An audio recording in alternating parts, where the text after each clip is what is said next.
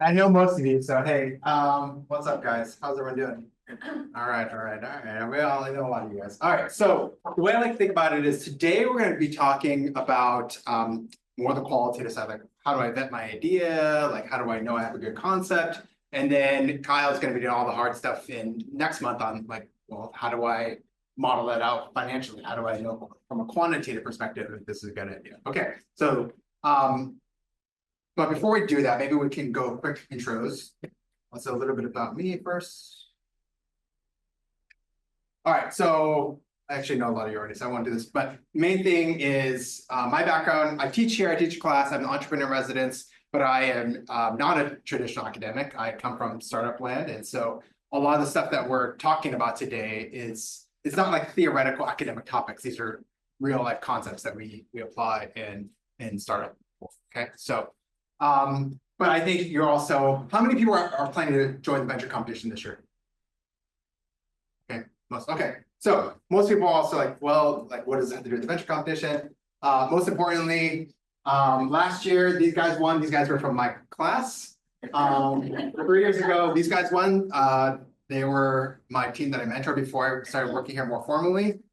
So I like to say, and then rubbing the ID's face. And then 2 years ago, my team made it to the finals, although I think they were the best team. So I like to say that my team won the last 3 years, but 2 years ago, they were not the real winner, but you know, in my mind. But anyway, so, but the reason I say this is because I think pitching, it's a learnable skill. It's a learnable skill. Okay, it's just like interviews. It's a learnable skill. It's not charisma. Okay, there's a formula and a systematic approach to it. All right. So, okay, so we have so much stuff we're gonna jam into these next 4 hours. All right. So bear with me if I go a little quickly. My goal today isn't to give you like the precise formula, like, okay, if you follow these 100 steps, you will have a business. It's really to teach you the framework and the thinking behind different parts of developing your idea. And as you go through that, you know, there's obviously a lot of nuances, right? Because it's hard for me to teach you a precise formula for somebody that's developing like a clothing brand versus somebody that's developing a mobile app, right? They're very different. But the general framework and the general thinking is the same, okay? So we'll understand that as we go along. So that's my intro. Quick intros, name, and like, what do you want to learn today, right? Let's start with inside. My name is Tainoa, and I'm hoping to learn more about the lean methodology. Okay. How to scale our business. How to scale your business. All right. How to scale your business. All right. My name is Misha. I'm a computer science major. I don't really have much background about business. Okay. And today I'd just like to learn the core concepts of a startup and how start it, All right. Starting up a business, scaling business. All right. I'm Aslan, from the Bay Area. My goal today is to kind of learn how to take this small idea that I have and kind of, grow it and, Okay. yeah. So taking an idea, have to figure out how to grow it. Okay. Name, why do you want to be here? Hi, my name is Danny. From the Island of Hawaii. Today, I want to just tell you as much as I can to reflect that. What we present to. Yeah. And apply for any business program. Okay. All right. Darren?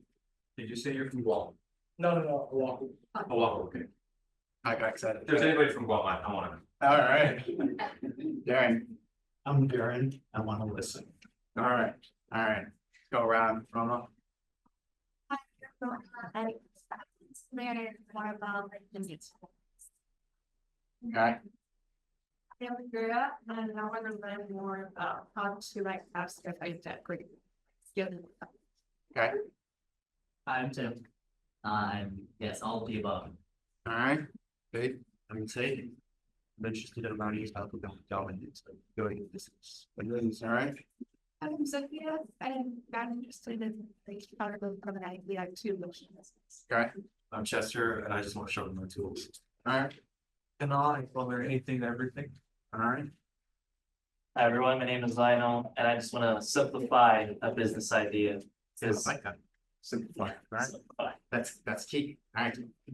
My name's Adrian. I'm from Mililani, and I want to learn how to establish systems and processes. Okay, all right. So what I'd say is I kind of guess of like, okay, how does this all fit in? But you guys are kind of maybe more broadly saying like, we have an idea. Maybe some of you have an idea. Some of you have a business, you want to scale it. Some of you have an idea, you want to validate it.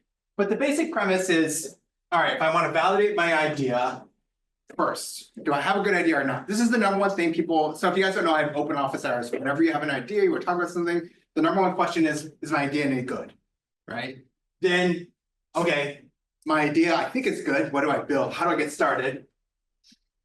We don't get here very much, but it's pretty important for the pitch or for your business. How do I make money? And bring it all together. How do I get ready? I would say that actually, if we do these things, you will be ready for the venture competition. Okay. So we're not specifically talking about how to get ready. We're talking about how to build a business, how to figure out what to build, and how to make money. And within that, you will have the tools to pitch for the UHVC. Okay. All right. So, okay, at the core of it, we're starting off with what we call the lean methodology, right? Sounds like some of you know what this is, right? But I've got a reading linked. I didn't send out, I didn't give homework, but at the heart of it is the traditional way of starting a business, right? If you're old like me and you watch movies in like the 80s and the 90s, you would watch something about like someone would go into their basement and just start cranking away, writing a business plan, right? And just planning and thinking, right? And at the end of the day, they would come out and try to launch something. I have a big launch. I have a new restaurant. I have a new mobile app. I have a new game, whatever it is. And they go through and they plan and they try to launch, right? But the difficult part of that is what happens if your idea sucks? You might waste 6 months, 12 months. I always tell story, I know a guy that planned for 5 years and he like never made any progress. Life's short. Like we can't sit there for years and years planning our launch, and when you launch, it's a failure, right?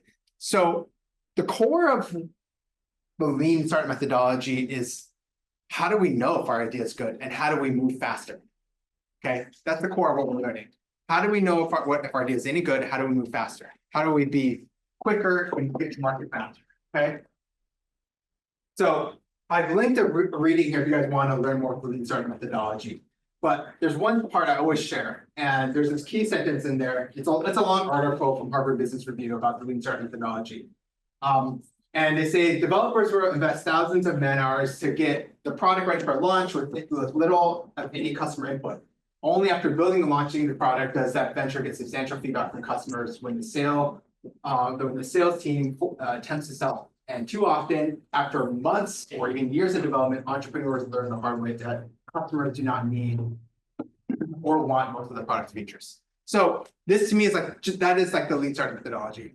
The traditional way is let's go plan and build.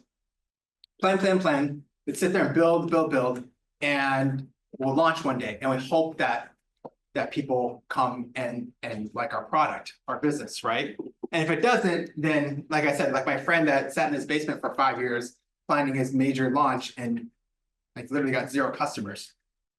It's catastrophic, right? So another way to think about the lean startup methodology is it's a numbers game. How do we get more opportunities, right? Because your ideas, I'd say, when you have an idea, from idea to actually launching and creating, not just like business, but maybe like product or marketing idea, your success rate might be like 1%, okay, 2%, right? Like really low. And so what we want is we want more opportunities, right? It's like everything in life. If you take more shots, then you're going to have more successes, right? Versus if you plan for one big attempt, I'm going to launch this, it's going to be great. And if you spend years doing that and it fails, that's super catastrophic because you don't have more time, you don't have more money, right? But if you have limited time and limited money, you're going to want to take as many opportunities to attempt your business, your product, your vision, and take as many shots as possible, right? Okay. So it's just like we can think of all the sports analogies, all the gambling analogies. It's very similar, right?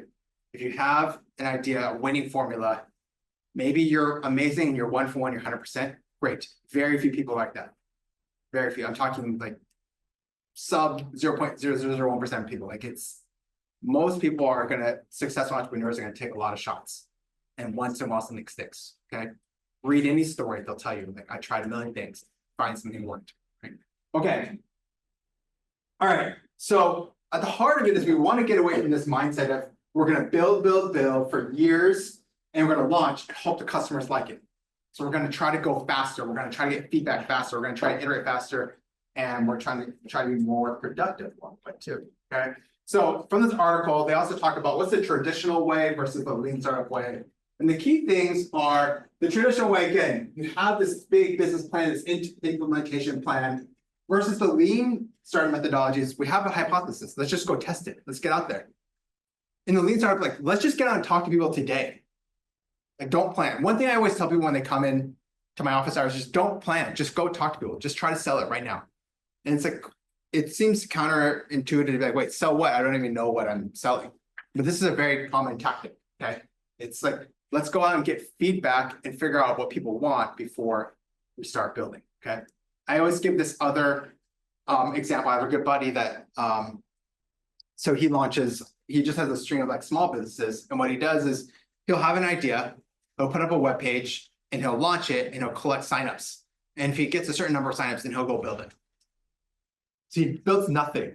He just has smoke and mirrors. Like, he has a fake screenshot. Here's my new app. Here's my new product. If you like it, sign up for early access. And he has a goal in mind. If I get 100, if I get 500, if I get 20 signups, whatever his goal is, if I get those, then I'll go build it, right?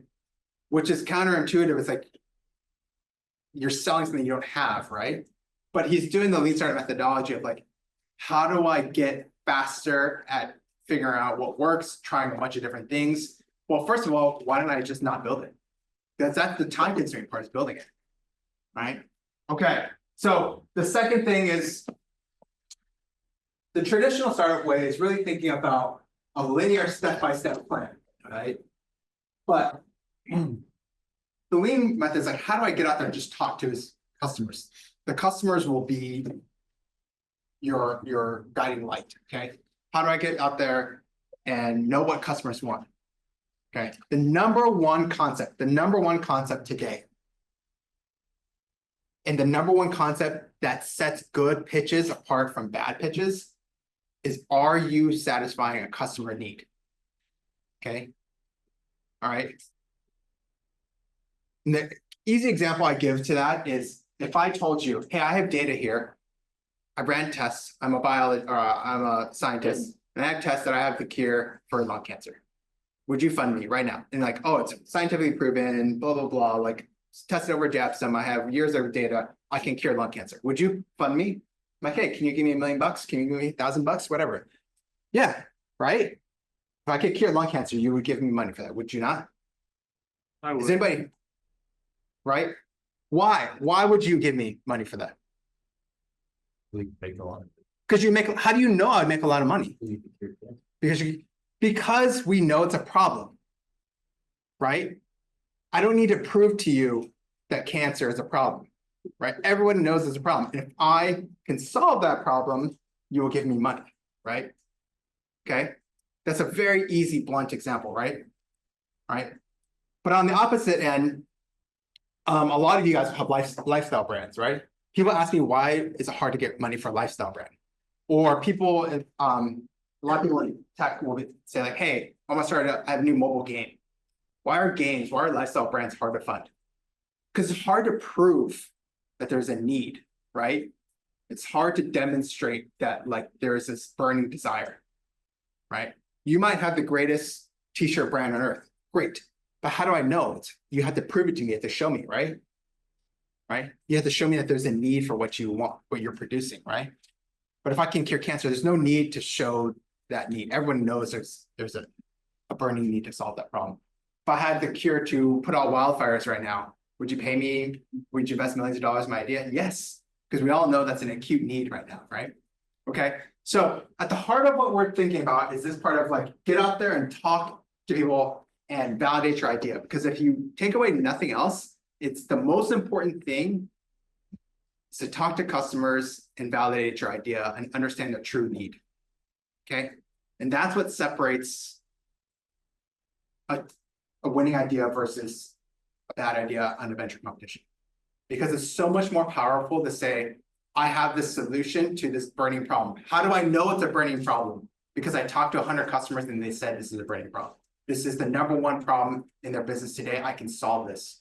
This is the #1 problem in their life today. I can solve this, right? How do you show that it's a need? Most of the businesses need to go out and talk to customers, okay? So if you take away nothing else, like the most important thing is to talk to customers and validate your idea. Okay, so what else is the lean startup methodology? I think this is more a mindset versus a skill thing. It's like you want to fail. Like keep in mind when I say you might have a 1-2% success rate. You need as many attempts at your business as possible. Okay. The old way is thinking like, we can't fail. I got to plan for months or years to make sure I don't fail. The new way of thinking for startups is I will fail, but if I can fail 99 times, then that one time I'll get it right. Right. And so I need to hurry up and go fail in the 99 times so I can figure out that one time. Okay. When I say fail, it's not like launching 99 businesses. You might have 99 concepts that you go out and test with the customer, just a conversation. You might, like I said, my friend, launch a landing page, but you've tested it 99 concepts from the 99 ideas and go out, and we might find one that works, okay? And then the last thing is inherent, like these are more conceptual, not like skills, but like speed, right? The old way is like a very slow, measured process. Again, you might take months or years to develop your plan. But the new way, it's like, why don't we just go talk to people today? Why don't we just go talk to customers today and validate our idea right now? Okay, speed, speed, speed. All right. All right. Okay, so I always bring up these quotes because they're helpful because, I tell you guys these stories, right? Or these important ideas. And it's a framework. And there's a Harvard Business Review article that talks about it. But at the end of the day, does it work? So let's listen to this quote from 1999 from Jeff Bezos, okay?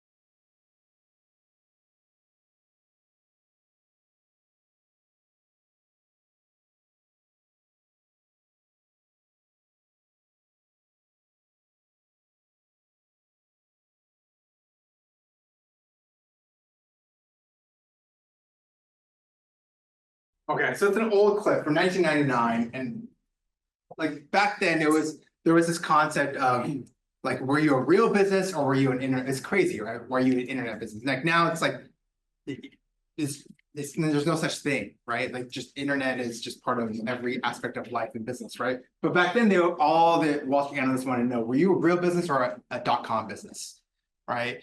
And the crazy thing is you listen to Jeff Bezos here in 1999, he talks about customer obsession. And I know a lot of Amazon employees to this day still. And if you ask them, what is Amazon, right? Is it a book company? Because that's what it started off as, right? If you guys don't know, like start off as a book company. Is it AWS? Is it a logistics company, and like it's a customer obsession company. It's like it is like it's cultish, it's crazy. They all talk about customer obsession. Okay, 25 years later, they all talk about customer obsession. It's all he talks about.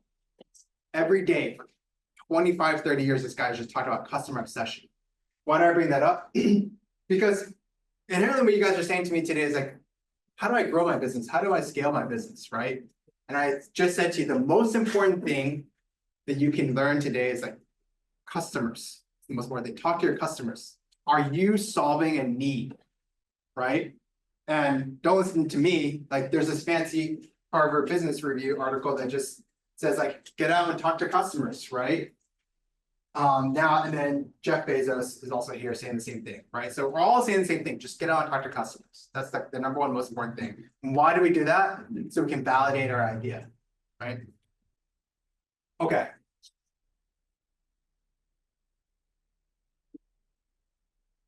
Maybe more.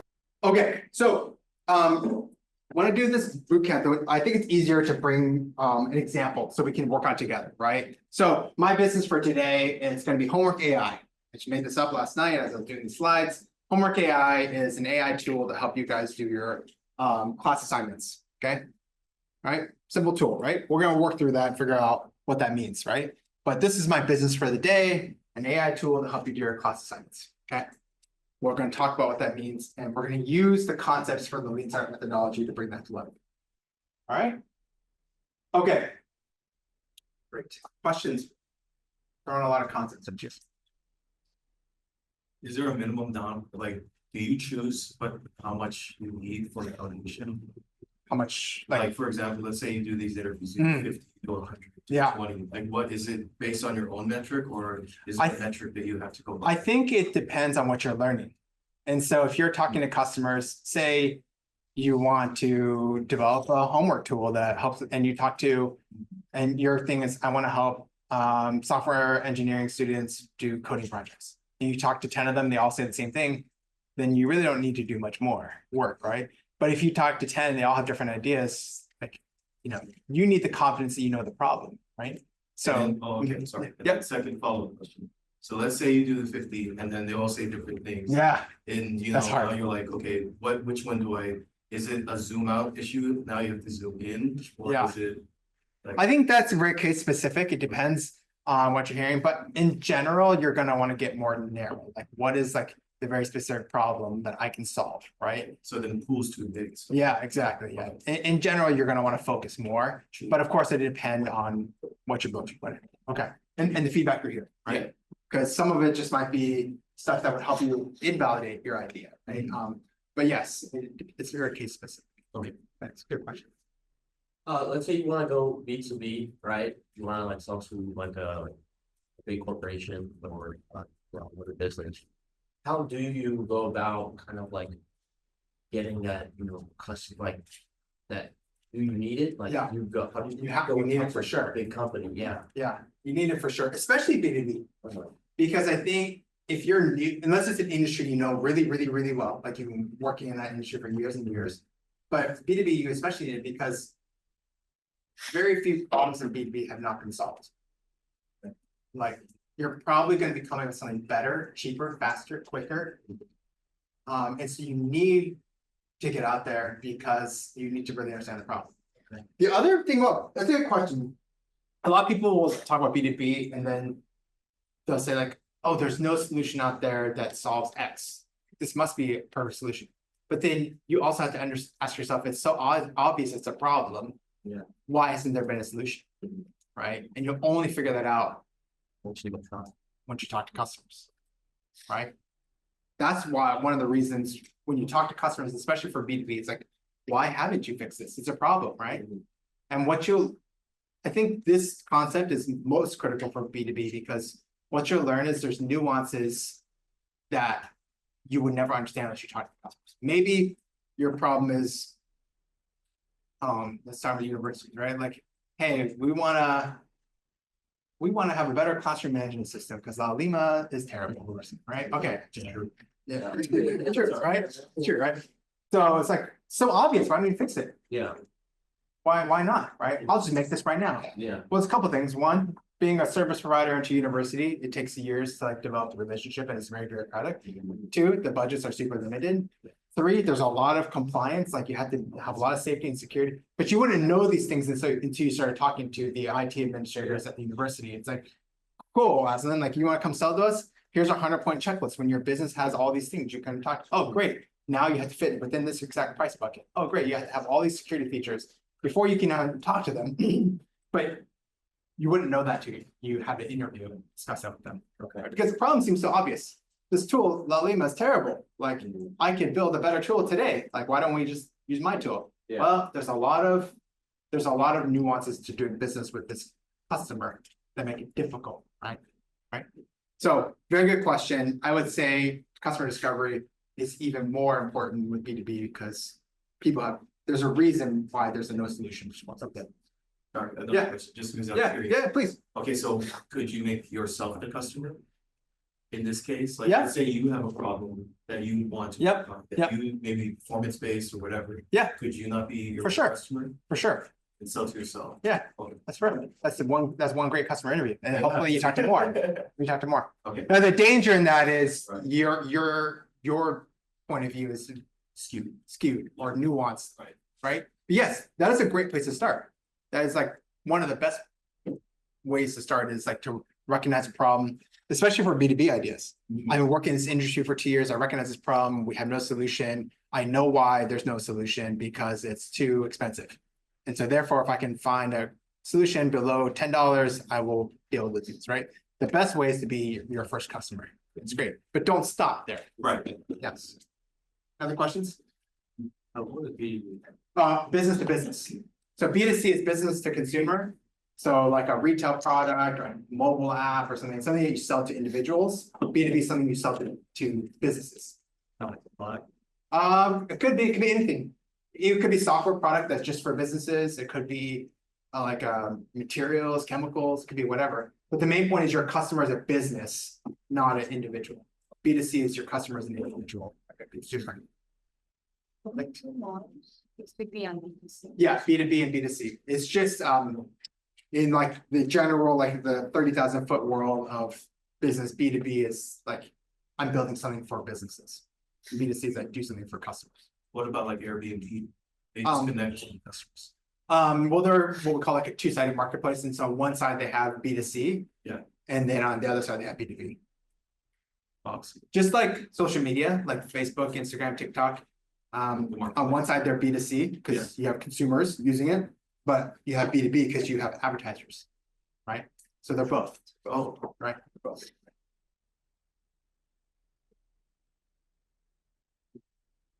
Other questions? All right, great. Okay. I had this other tool. It's part of the lean startup methodology. It's called the business model canvas. I'm not going to go into it because it's just a lot of detail, but I link it here. You can look it up. We cover these parts here of the business model canvas, which is basically who is my customer, what can I do for them, how do I reach this, how do I make money, and then Kyle's going to talk a little more about how to make money at the cost. I cut these parts out because I think they're a bit extraneous. But I share this here if you guys want. Some people like something to fill out, something to follow, so I shared here, but I'm not going to go over it. But we're going to talk about this concept. Okay, so that's the business model canvas, and that's part of the lean startup methodology. Great. Okay. All right. So.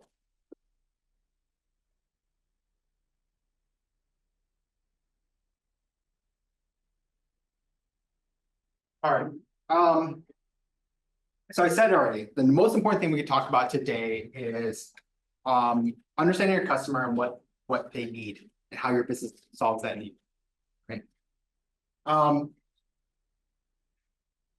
So we have our business. Not very well formed. We're gonna create an AI tool to help you with your homework AI, right? Okay, so we're gonna walk through the lean startup methodology and apply it to this problem so we can figure out what we're building. Okay. All right. So the first thing is we got to figure out, like, when I say go talk to customers, Like why? Why do we want to talk to customers? Validate your idea. Validate your idea. How do you validate your idea? Like, what do you want to hear from them? The problem. What is the problem? Because you want to solve a problem, right? You want to fulfill a desire, right? You want to meet a need, right? Okay. And I say that like it doesn't necessarily have to be like my cancer example, like, oh, we're solving world hunger and curing cancer, like whatever. I just need a new brand that does this for my lifestyle. But the main thing is you want to talk to customers because you want to know, are you solving a problem? Are you fulfilling a need that they have, right? Good businesses fulfill a need or solve a problem, okay? All right. So there's another framework we have, we call it the value proposition canvas. You guys can Google it, screenshot it here. What it says is we start, it's kind of backward. You start the customer, okay? And the first thing you want to know is what is their job in this relation to this problem? What pain points do they have? Or again, like what do they want? What's something that would make this situation better? Okay. And then we're going to talk about this. Then we create a product that hopefully meets those pain points, solves those pain points, or fulfill those needs. Okay, so we have this concept, homework AI, right? This is my business for the day. Who has used AI, ChatGPT or some other AI tool for their project's homework? For those of you who haven't, like, why not? Like, it's crazy. Like, why wouldn't you? You should. Okay. All right. So for those of you use an AI tool, ChatGPT or some other tool for your homework. Why did you use that? What was your pain? And why did you use that? Summarizing. Summarizing? Okay.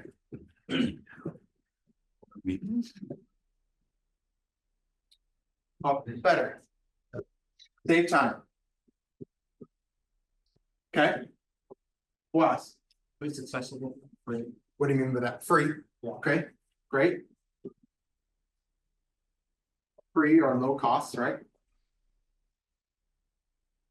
Okay, what else? Why? Faster than Google in finding specific Fast. information. Fast, save time, fast. Okay, Invited to fit different situations. say it again. Invited to fit different situations. Oh, you can rewrite something to fit some different situations. Oh, so, okay, we're gonna save time, okay? Okay, Hallucinations and happens. okay, say more. What about this? Not all the information is exact, just like reasons why. Okay, so pain point, Because okay, it makes up fake citations. okay. So we're gonna put that, so hallucinations, great. Hallucinations, I hope I spelled that right. Public math, public spelling, very difficult. Okay, hallucinations, pain point, great.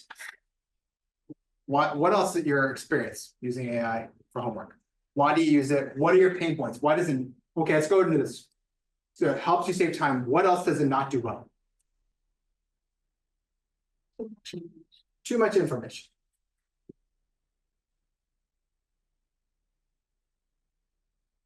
Okay, Doesn't teach math well. okay. Poor at math. Great. Just expanding on the hallucinations are, it doesn't cite your sources. Okay. Too much information, doesn't cite sources, or inaccurate, or doesn't cite.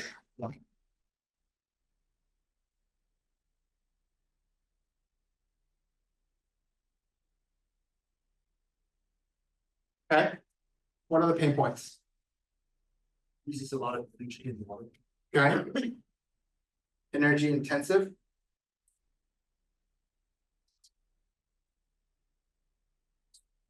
Time from the environment, maybe, okay. Sort of cycle where people use ChatGPT to write something and then ChatGPT starts to try to cite Yeah. itself and other things, so it was kind of crazy. Yeah.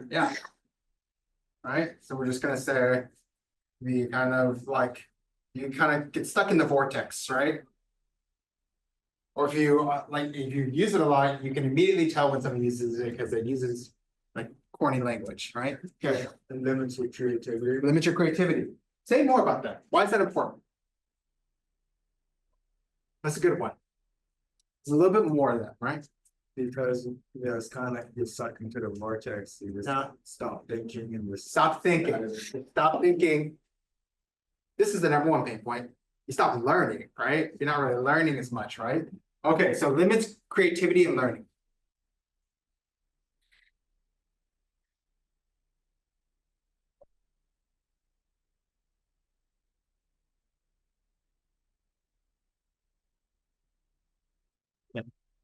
Anything else? Wrong information. Wrong information, inaccurate, right? Perfect. Hallucinations, inaccurate, perfect, yes. Bear with me, guys. We're doing this kind of brainstorm live. Sometimes it works out, sometimes it doesn't. But here's our pain points and here's our gains. So our gains. Okay, so we have, okay. We first the most important part, starting off, you guys. I'm talking to you. What did you use it for? What kind of projects? So a lot of people talk about writing. Are you writing essays or something or what? Essays? People will obviously use it for research. People talking about information is incorrect. What else did you use it for?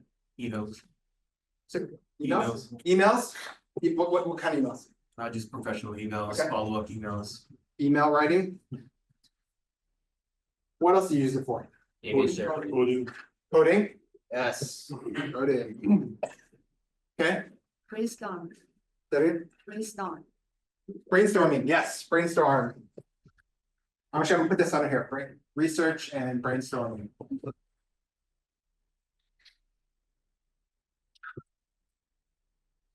Okay.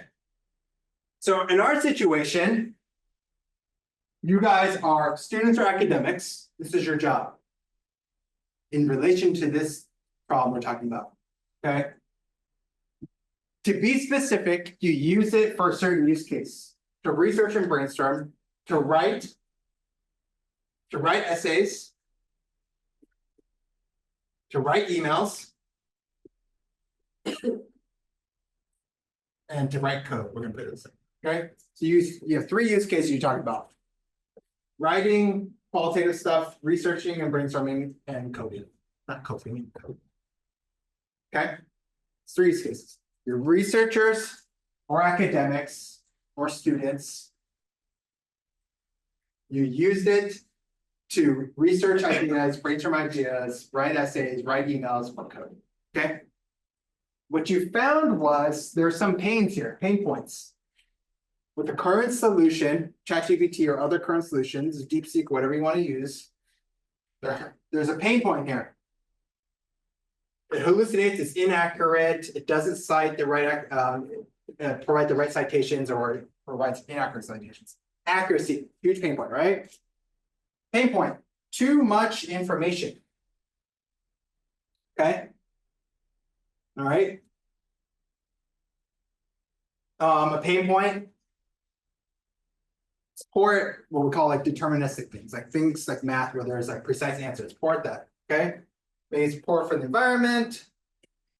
You kind of get stuck in this vortex where it just spits out the same thing over and over, which creates limits your learning. Okay.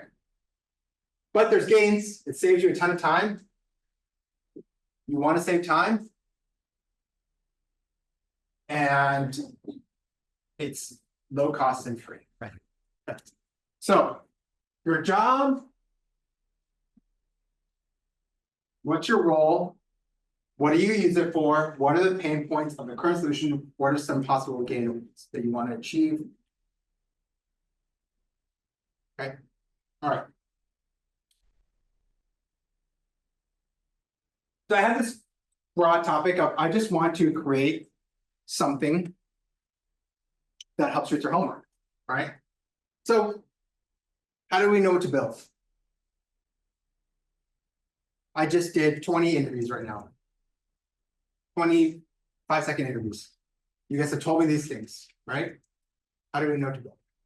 Based on customer feedback. Yeah, based on customer feedback, right? Okay. So one step we are missing is the earlier question, when do you stop? Well, hopefully you start to do 2, 3, 5, 10 interviews. But I already heard a few things, right? People said this problem over and over. This was mentioned 3 times, right? Okay. This was mentioned. If I bucket these together, like you get stuck in the vortex, you don't learn, you're just kind of seeing the same things over and over. This was mentioned 2 or 3 times, right? But this answers the question of how many interviews do you do? If you do 1, it's kind of hard because you just hear one person's opinion. The first thing that was said was it saves time. Right? The first pain point was it was inaccurate, right? But when you start to do 2, 3, 5, 10 interviews, you start to see themes emerge, right? On the gains, this was clearly mentioned by everybody. It's faster, saves time, right? Okay. So at the heart of it, if I think about by building a new tool to help you do your homework faster, your assignments, your projects faster, we start to have a roadmap, right? We start to have a roadmap. Right. We know that there is a tool that does exist that is pretty good because it saves you time, but the problem is accuracy and true learning. True learning. You get stuck in this vortex, you don't really truly learn. Okay. So this is my guiding light. This is what I will build. Okay. All right. So from this example, I might start off before I do this and say like, hey, why don't we just use ChatGPT? Right. So in your solution, if we're in the no research world, you would say, why do I need a homework solution? There's already ChatGPT. It's cheap. There's also tons of other open source tools that are all free and cheap, right? But upon doing customer research, we understand that there is a limitation to the existing resources. Okay, there is a limitation to the existing resources. So let's start to build something. All right. So we're already starting to build, and we know that number 1, right off the bat, it's got to be fast, and it's got to be free/cheap. Okay. All right. But already, you guys have told me, everyone's kind of said, then one thing, it's got to be more accurate, right? And we want to increase our accuracy.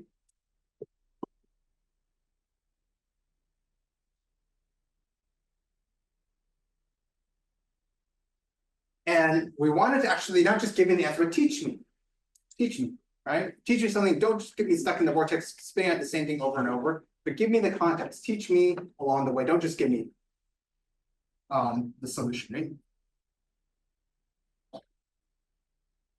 Okay.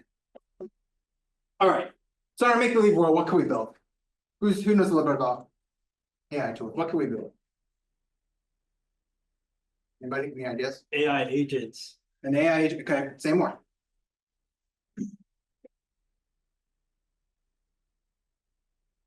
Wow, you got a hand up. What if you create a chatbot, but it's not going to give you any information unless you give it a critical question, so they can understand a critical question versus a dull question, which we normally ask ChatGPT, and it requires you to provide sources, and that way it doesn't hallucinate. So in that way, it's fast like ChatGPT because it's a chatbot. You're going to make it free and cheap because you're using open source models. Accuracy because you're providing sources and links, and it's teaching you how to create critical questions. So inherently, you're saying you give the sources Yes. as the input, and it requires you to give better questions. Okay, right? How about if we also we can narrow it down, right? We can narrow it down, right? Let's just say we only wanted. We said math. We're only going to focus on calculus. It's going to be trained just to teach calculus. Okay. Okay. So we've narrowed it down the scope. One of the problems that we're talking about earlier, it's like, how do you know? Well, maybe if you narrow down, we're going to train this machine just to solve calculus problems based on the textbook that we have. We've given it this textbook, and we want to know how do we solve problem number 5 on page 99. Okay. And then we're also going to train it to give me a lecture, not just answer. You gotta watch a mini lecture before you get the answer. Okay.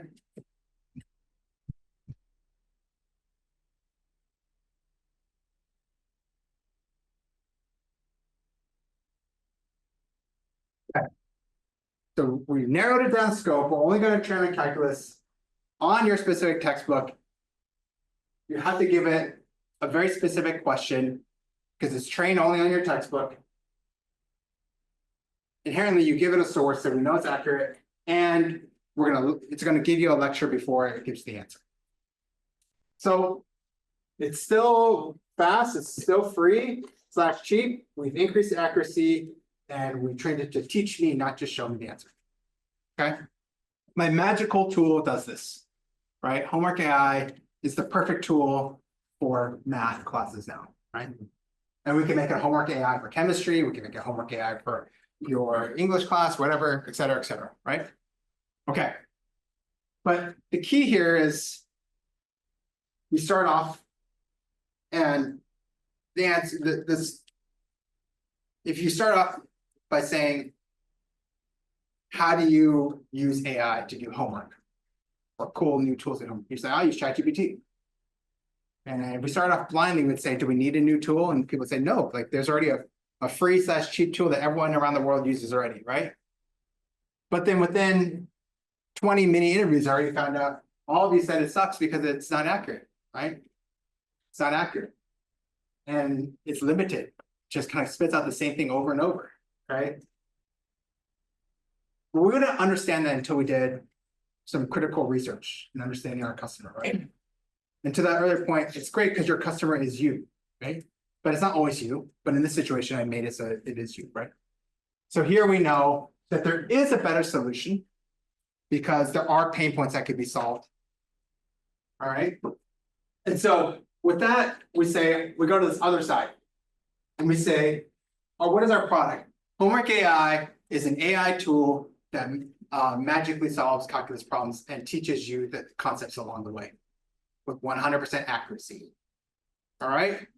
Why is that great? Because we solved the #1 pain point. We know that it's accurate because we've trained it on this textbook and we've tested it every single time and it gets all the answers right 100% of the time.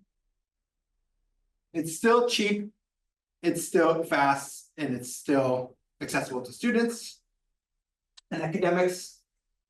And so therefore we've solved the pain points, right? So this is the most basic framework applied to a very simple problem, right? We start off with a concept. Hey, we think there's a problem that we can solve. Homework is hard. What happens if we had an AI tool to make it easier, right?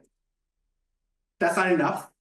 First, we have to interview customers. We start off with, how do you use the tool? What is your experience? What are the pain points? Can we solve that pain point? If so, what would the solution be to solve that pain point, right? Now, I've made several leaps here, right? Number one, I narrowed it down tremendously, right?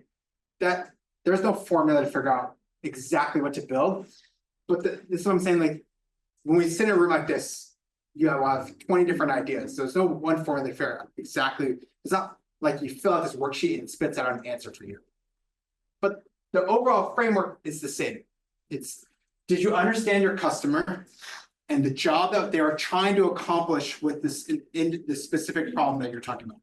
You're trying to do a coding task, you're trying to do a math problem, you're trying to write an essay, you're trying to write an email. You've told me that. What's wrong with it? You all said, hey, regardless of what I'm trying to do, here's the #1 problem. But you also said, but at the same time, it has to be free and it has to be fast, right? So your customers tell you what to build, right? So therefore we said, all right, we know that it has to be free, fast, accurate. It has to teach me. How can we do that? Well, we made one critical assumption that we're going to narrow this down. But the framework is still the same. What is your customer? What is their job or their role in relation to this problem?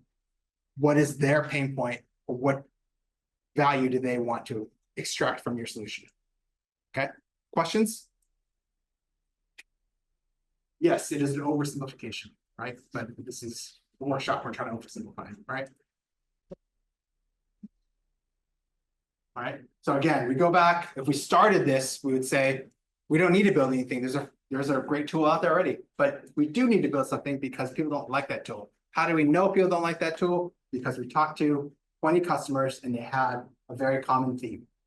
And we think we can fix that theme. Does this lead to a unique value prop? Yes, this is your value prop. Okay. Great point, great point. Okay. Okay, so when we talk about value proposition, the value proposition for your product or service, the value proposition of your product or service is what pain point from your customer can you solve? Right? It doesn't have to, it can also be adding more value. It could be a gain. You could have said, for instance, hey, I love ChatGPT. I love ChatGPT. I use it to write essays. I had no pain points. One thing that can make it better would be unlimited tokens or it's always free, right? Therefore, our problem will be we build the same thing, it's just always free, unlimited use for free, okay? In this case, right? If this is the only problem. Okay? So I just kind of say like, it could be something, it doesn't have to be a pain point, it could be something that would make it better, right? I fulfill the need, a gain, right? I love ChatGPT, I just wish it was 100% free, unlimited use, right? Okay, let's figure out how to do that, right? But that's not what you told me. You told me I like it, but it's not accurate, right? So in every sense, we want to know what is your customer, and the value proposition is what pain point or what gain can you provide? And your solution should clearly demonstrate that you can solve that problem, okay?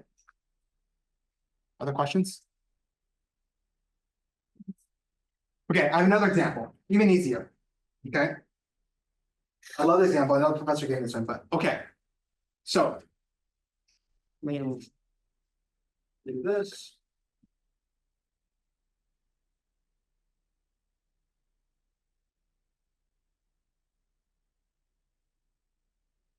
Another one that we can all solve together.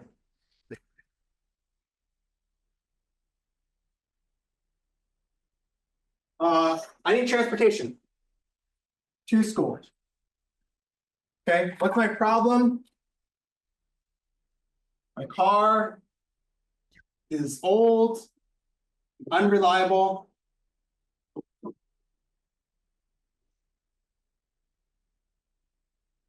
New cars are too expensive. Okay, here's my problem. I need transportation to and from school. My car is old and unreliable, like this marker. I need something that's reliable, affordable. New cars are too expensive. Okay, some of you probably are in this situation, right? I know I was. Right? Okay, so what at the heart of it? What is your job? You're a student. What are you trying to accomplish with this car? To get to school. To get to school. What else? On time. To get to school on time every single time. It's so simple. The job is very simple. Okay? The job, get to school on time 100% of the time. I don't want to be there on time 4 days a week, I want to be there on time 5 days a week. Okay, for 15 straight weeks, I'm be on time. Okay, so this is the job you want to accomplish, right? What is the pain point with my current solution? I've said one. My car is old and unreliable. Look your money. Say it again. Look your money. Don't have money, right? No money. Okay. Parking. Parking is expensive. Okay. Parking is expensive, right? Money, money, money. Parking costs money. Okay. Why don't I just get a new car? Because new cars are expensive. Right? Okay. What would be, let's think about a game. What do I want to accomplish out of it? Like, what would be a good experience for this? I'm solving the solution. If I said, hey, Jeff has a solution, what would be the ideal outcome? Expensive, Say it again. inexpensive and convenient Convenient, and reliable transportation. convenient and reliable, okay? A convenient and reliable solution. Okay, so we want it to be convenient and reliable. These are all pain points, mostly around money, right? Okay. I think it'd also be a gain if it was fast, right? Like you could walk, that's really slow, right? Okay, so I'm gonna add a gain here, it's fast. Fast, convenient, reliable, low cost solution. What car fits that need? What solution fits that need? Anybody? Uber? Yeah. All right. You're jumping ahead. Uber. What else? The bus. What else? Moped. A moped.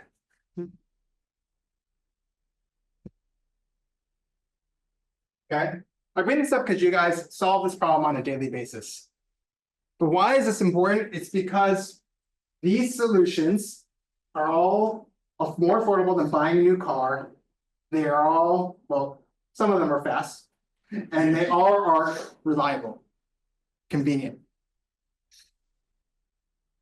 But when you start off the problem when I started describing the problem of I have an old reliable car, unreliable car, new cars are too expensive, your first thought is, how do I find a better car? How do I fix my car? But that's not the problem you're solving. The problem is you're not solving the problem of getting a better car. The problem you're solving is I need to go to school 100% of the time on time. This is the problem you're solving. The solutions, none of them say buy a new car, right? But how did we figure that out? Because we didn't look at the initial statement of my car sucks and new cars are expensive. We broke down like the true pain points. My role is to get to school 100% of the time on time for the whole entire semester.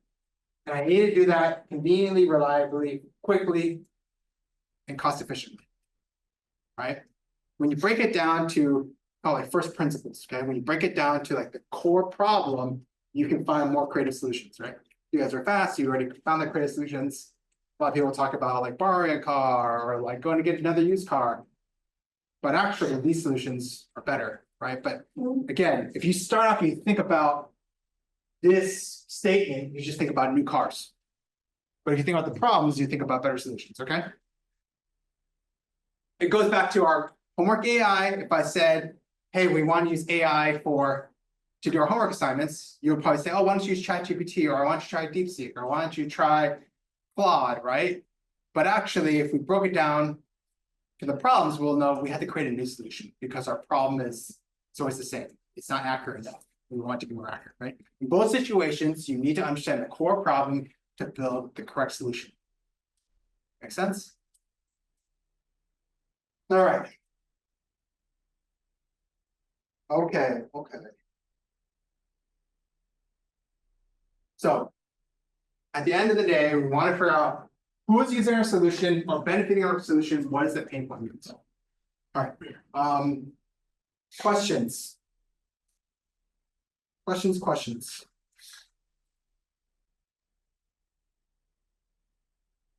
Clear or so unclear that we don't know to start?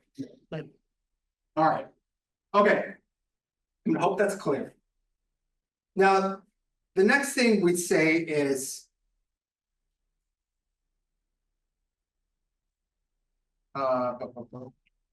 let's see. Okay.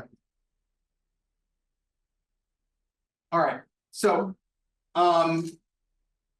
little breather, it's a lot of information. I'm going to give another clip here that helps illustrate this. Okay. All right. So, we're on the next topic. Here's Brian Chesky. He's the founder of Airbnb. Who's used Airbnb? Does everyone know what Airbnb is? $500 billion company, like iconic founder. He's talking about how he started the company in his initial product. Okay.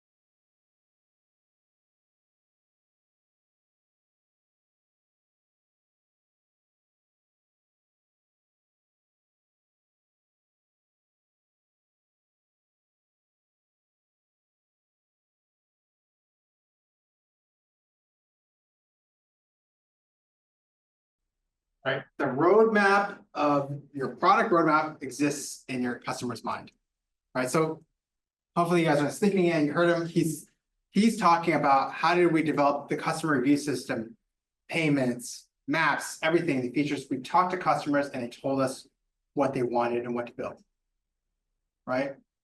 So again, we go over this concept of like understanding our customer. We have this little framework thing. We've got a Harvard Business Review article that says this is a great idea. We have Jeff Bezos that says, I run a $3 trillion company based off this one concept on understanding customers. And then to be very, very like clear about it, like Brian Chesky says, no, every feature we built for Airbnb has come from talking to customers, right? So I put this in your head over and over and over again, because this is the #1 concept for today. This is the #1 concept for launching a business. This is the #1 concept for a winning pitch. Talk to customers, understand what their pain point is, solve that pain point, okay? Academic research, me talking about it, Jeff Bezos, Brian Chesky, everyone's saying the same thing. Just talk to customers. That is how you will know what to build, okay?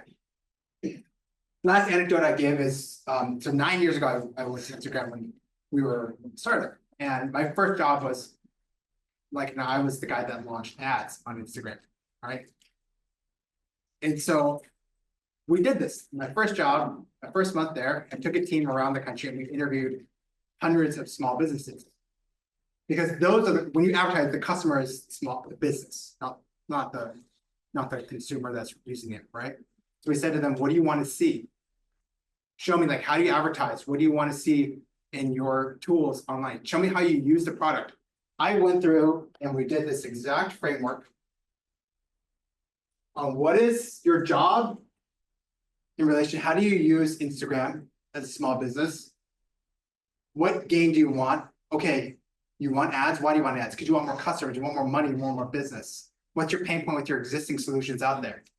And that's how we crafted the initial ads and the business tools for Instagram. Got it? It's the same thing that everyone's talking about. Okay, being like broken record here. Talk to customers. All right. Okay. Questions? Questions?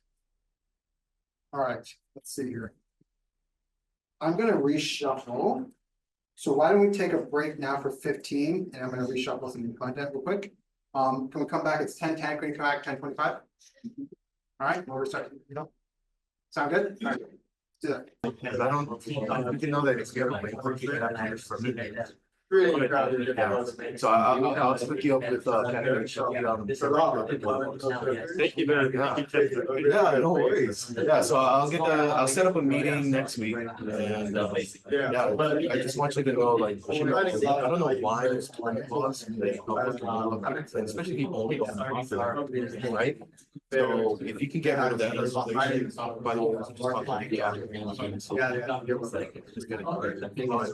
that's awesome. Hey, you should actually do that thing. Yeah, I actually went. It's terrible, right? It's fucking, and it's still, nobody's built houses yet, right?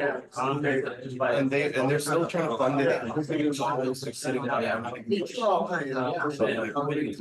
It's like the worst. I was a structural engineer last year. Okay, with the Army. So for me, the Army Corps did a large part of it, but they hired consultants and stuff. So they're working on it. So much litigation. Yeah. Well, if you know you're on vodka, you know what I mean? It's just like these people are like they can really get said safety ones. Like sure, but there's just stuff is there here that but yeah,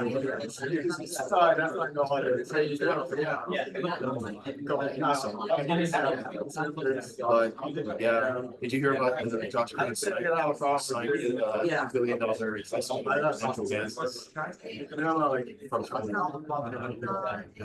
so $2 billion just went to China for natural gas, but not to mine. Yeah, it goes to show you, man. Yeah. I feel like a lot of the laws that you say are.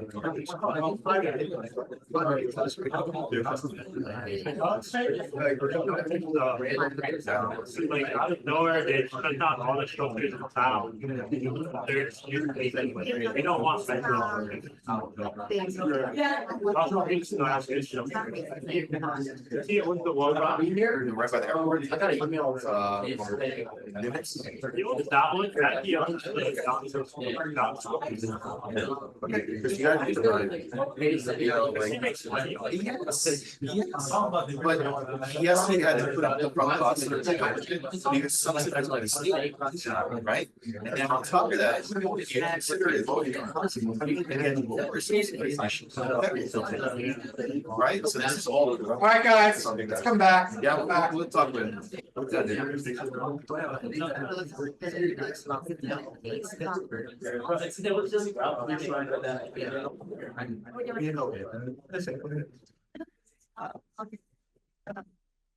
Okay, we're gonna go back to our mock example. Our fun example, homework AI. Okay. We're good to go? Good to go? Okay, we're gonna come back to our homework AI example, okay? Okay, did you mute this? Do I need to unmute this? Okay, all right, so this is the one part of the workshop where we're gonna get very, very specific, all right? So how do we, what are the tools we need to extract that information? Okay, so I'm asking Sophia to come up and be my interviewee, all right? So I'm gonna be the interviewer. So we're gonna make 2 attempts first as an illustration, okay? Okay. Hi, Sophia. Okay, so tell me, are you a student? Yes, What are you studying? I study microbiology. Microbiology. Hey, have you tried using an AI tool for homework? I've tried it before, but I don't particularly like them, so I don't use them. Okay, what do you not like about it? So the lack of citations, the fact that it hallucinates citations, I've asked it before, give me this information and provide citations. I went back through on Google Scholar and tried to find those citations, and about half of them were made up. Okay, And so I don't really trust, the information coming to me because I don't know where it's coming from. okay. So if I made you a tool that was like a fact checker, would that solve your problem? Yeah, like a web scraper or something. Yeah, and so it's kind of like took the answer, fact check it and fact check all the citations for you. I would definitely consider it because then I could go through that citation list and make sure that what, it's telling me is accurate to what the citation says. Okay, all right, so problem solved. We're not gonna make a new tool for calculus, we're gonna make a fact checker, right? Okay. Interview 1, okay, interview 1. So we've solved Sophia's problem, we're gonna make a fact checker. Now she knows exactly which citations that were presented her were correct and double checks everything, great, right? Maybe, right? Okay, interview number 2, right? Hey Sophia. Hey, so what do you study? Microbiology. Let's back up, like, why did you come to university? So I'm here as a pre-medical student. Okay, so what is your career goal? I would like to become a doctor. I'm interested in pulmonology or pathology. Pulmonology or pathology, okay. And why did you come here to UH? So I'm from Maui. Mhm. I actually studied in Scotland prior, but when I came back home after the Maui fires, and then I decided after, Okay. some thinking that I'm interested in going to medical school. Okay, So, I guess aside from being a requirement to go into medical school, like why do you go into university? well, so I really enjoy learning. I really enjoy the kind of coursework and the kind of courses that I've added for myself. Okay. And yeah, I think that it's very worthwhile. It's actually the only thing I'm willing to take out debt on is Okay. an education. So All right, but tell me more. What do you said you enjoy your coursework? What courses do you enjoy and why? I know the biology, chemistry. I'm gonna take organic chemistry this summer. A lot of these things I've taken before, but I just find it very interesting and I like to go really in depth on things. So, Mhm. Okay, all right, so you like to go in depth and you like the classes. Well, like what can make the classes better? The learning experience better? probably more hands-on experience and a better way of kind of getting through the information rather than just memorization. They Mhm. throw a lot of information at you and it'd be really nice to be able to actually absorb all of it and how more of it go from short-term memory to long-term memory. I can test very well because things are in my short-term memory and then afterwards, sometimes later, I'm like, I don't actually remember any of that anymore. Okay, so you like the class experience, you want some more practical experience, you want to have, helping you learn more interesting things that would make the learning experience better. What have you tried to make the learning experience better? So, I mean, I try to create little projects for myself to kind of, keep going with the information. I try to like come back to the information often because one thing is, with your brain, if you have a piece of information, you don't use it very often, then, your brain decides that it doesn't really need it anymore. So if you keep coming back to something again, even after the semester is over, that can help. I like making things. So if I make something related to it, it helps quite a lot. Okay, I love it. Okay. So let's go back. Feel free to jump back and take a seat. Thank you so much. All right. So let's go over interview number 2. Okay. What did we hear from Sophia about the learning experience? Okay. So one thing I heard was she likes the courses and she wants to learn more. So she genuinely wants to learn material.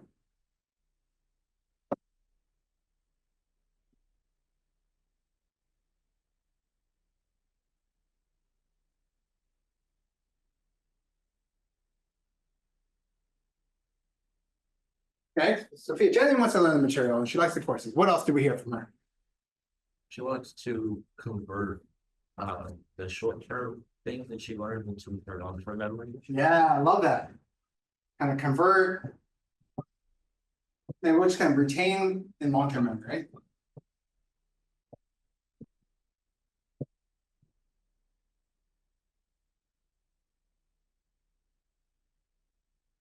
She specifically said, I try to do some projects to make it stick better. Okay, what else did we hear from her? Anything else? Misha? Supposed to go in depth. She wants to go in depth, more in depth.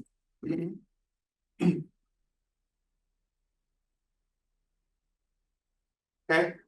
I guess to expand on she doesn't really want to memorize. Yeah. Like wants to variants of like long-term memory. Not just memorize. Well,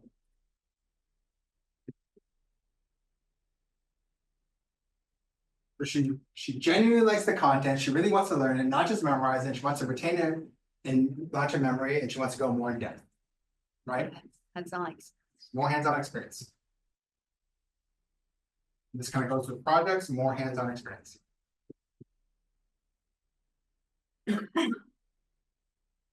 Interview could not have gone any better. Great. Our AI citation fact checkers totally going to solve her problem, right? Right? No, not at all, right? Nowhere on this list of motivations does she say, I want to have the most accurate sources for my citations, right? Right? With me? Are we still awake? yeah. Yeah, right? Why do I care? Why do I care? Right? Because in scenario 1, we had a very clear answer, build a citation fact checker. Right? In scenario 2, she's like, no, I want to learn.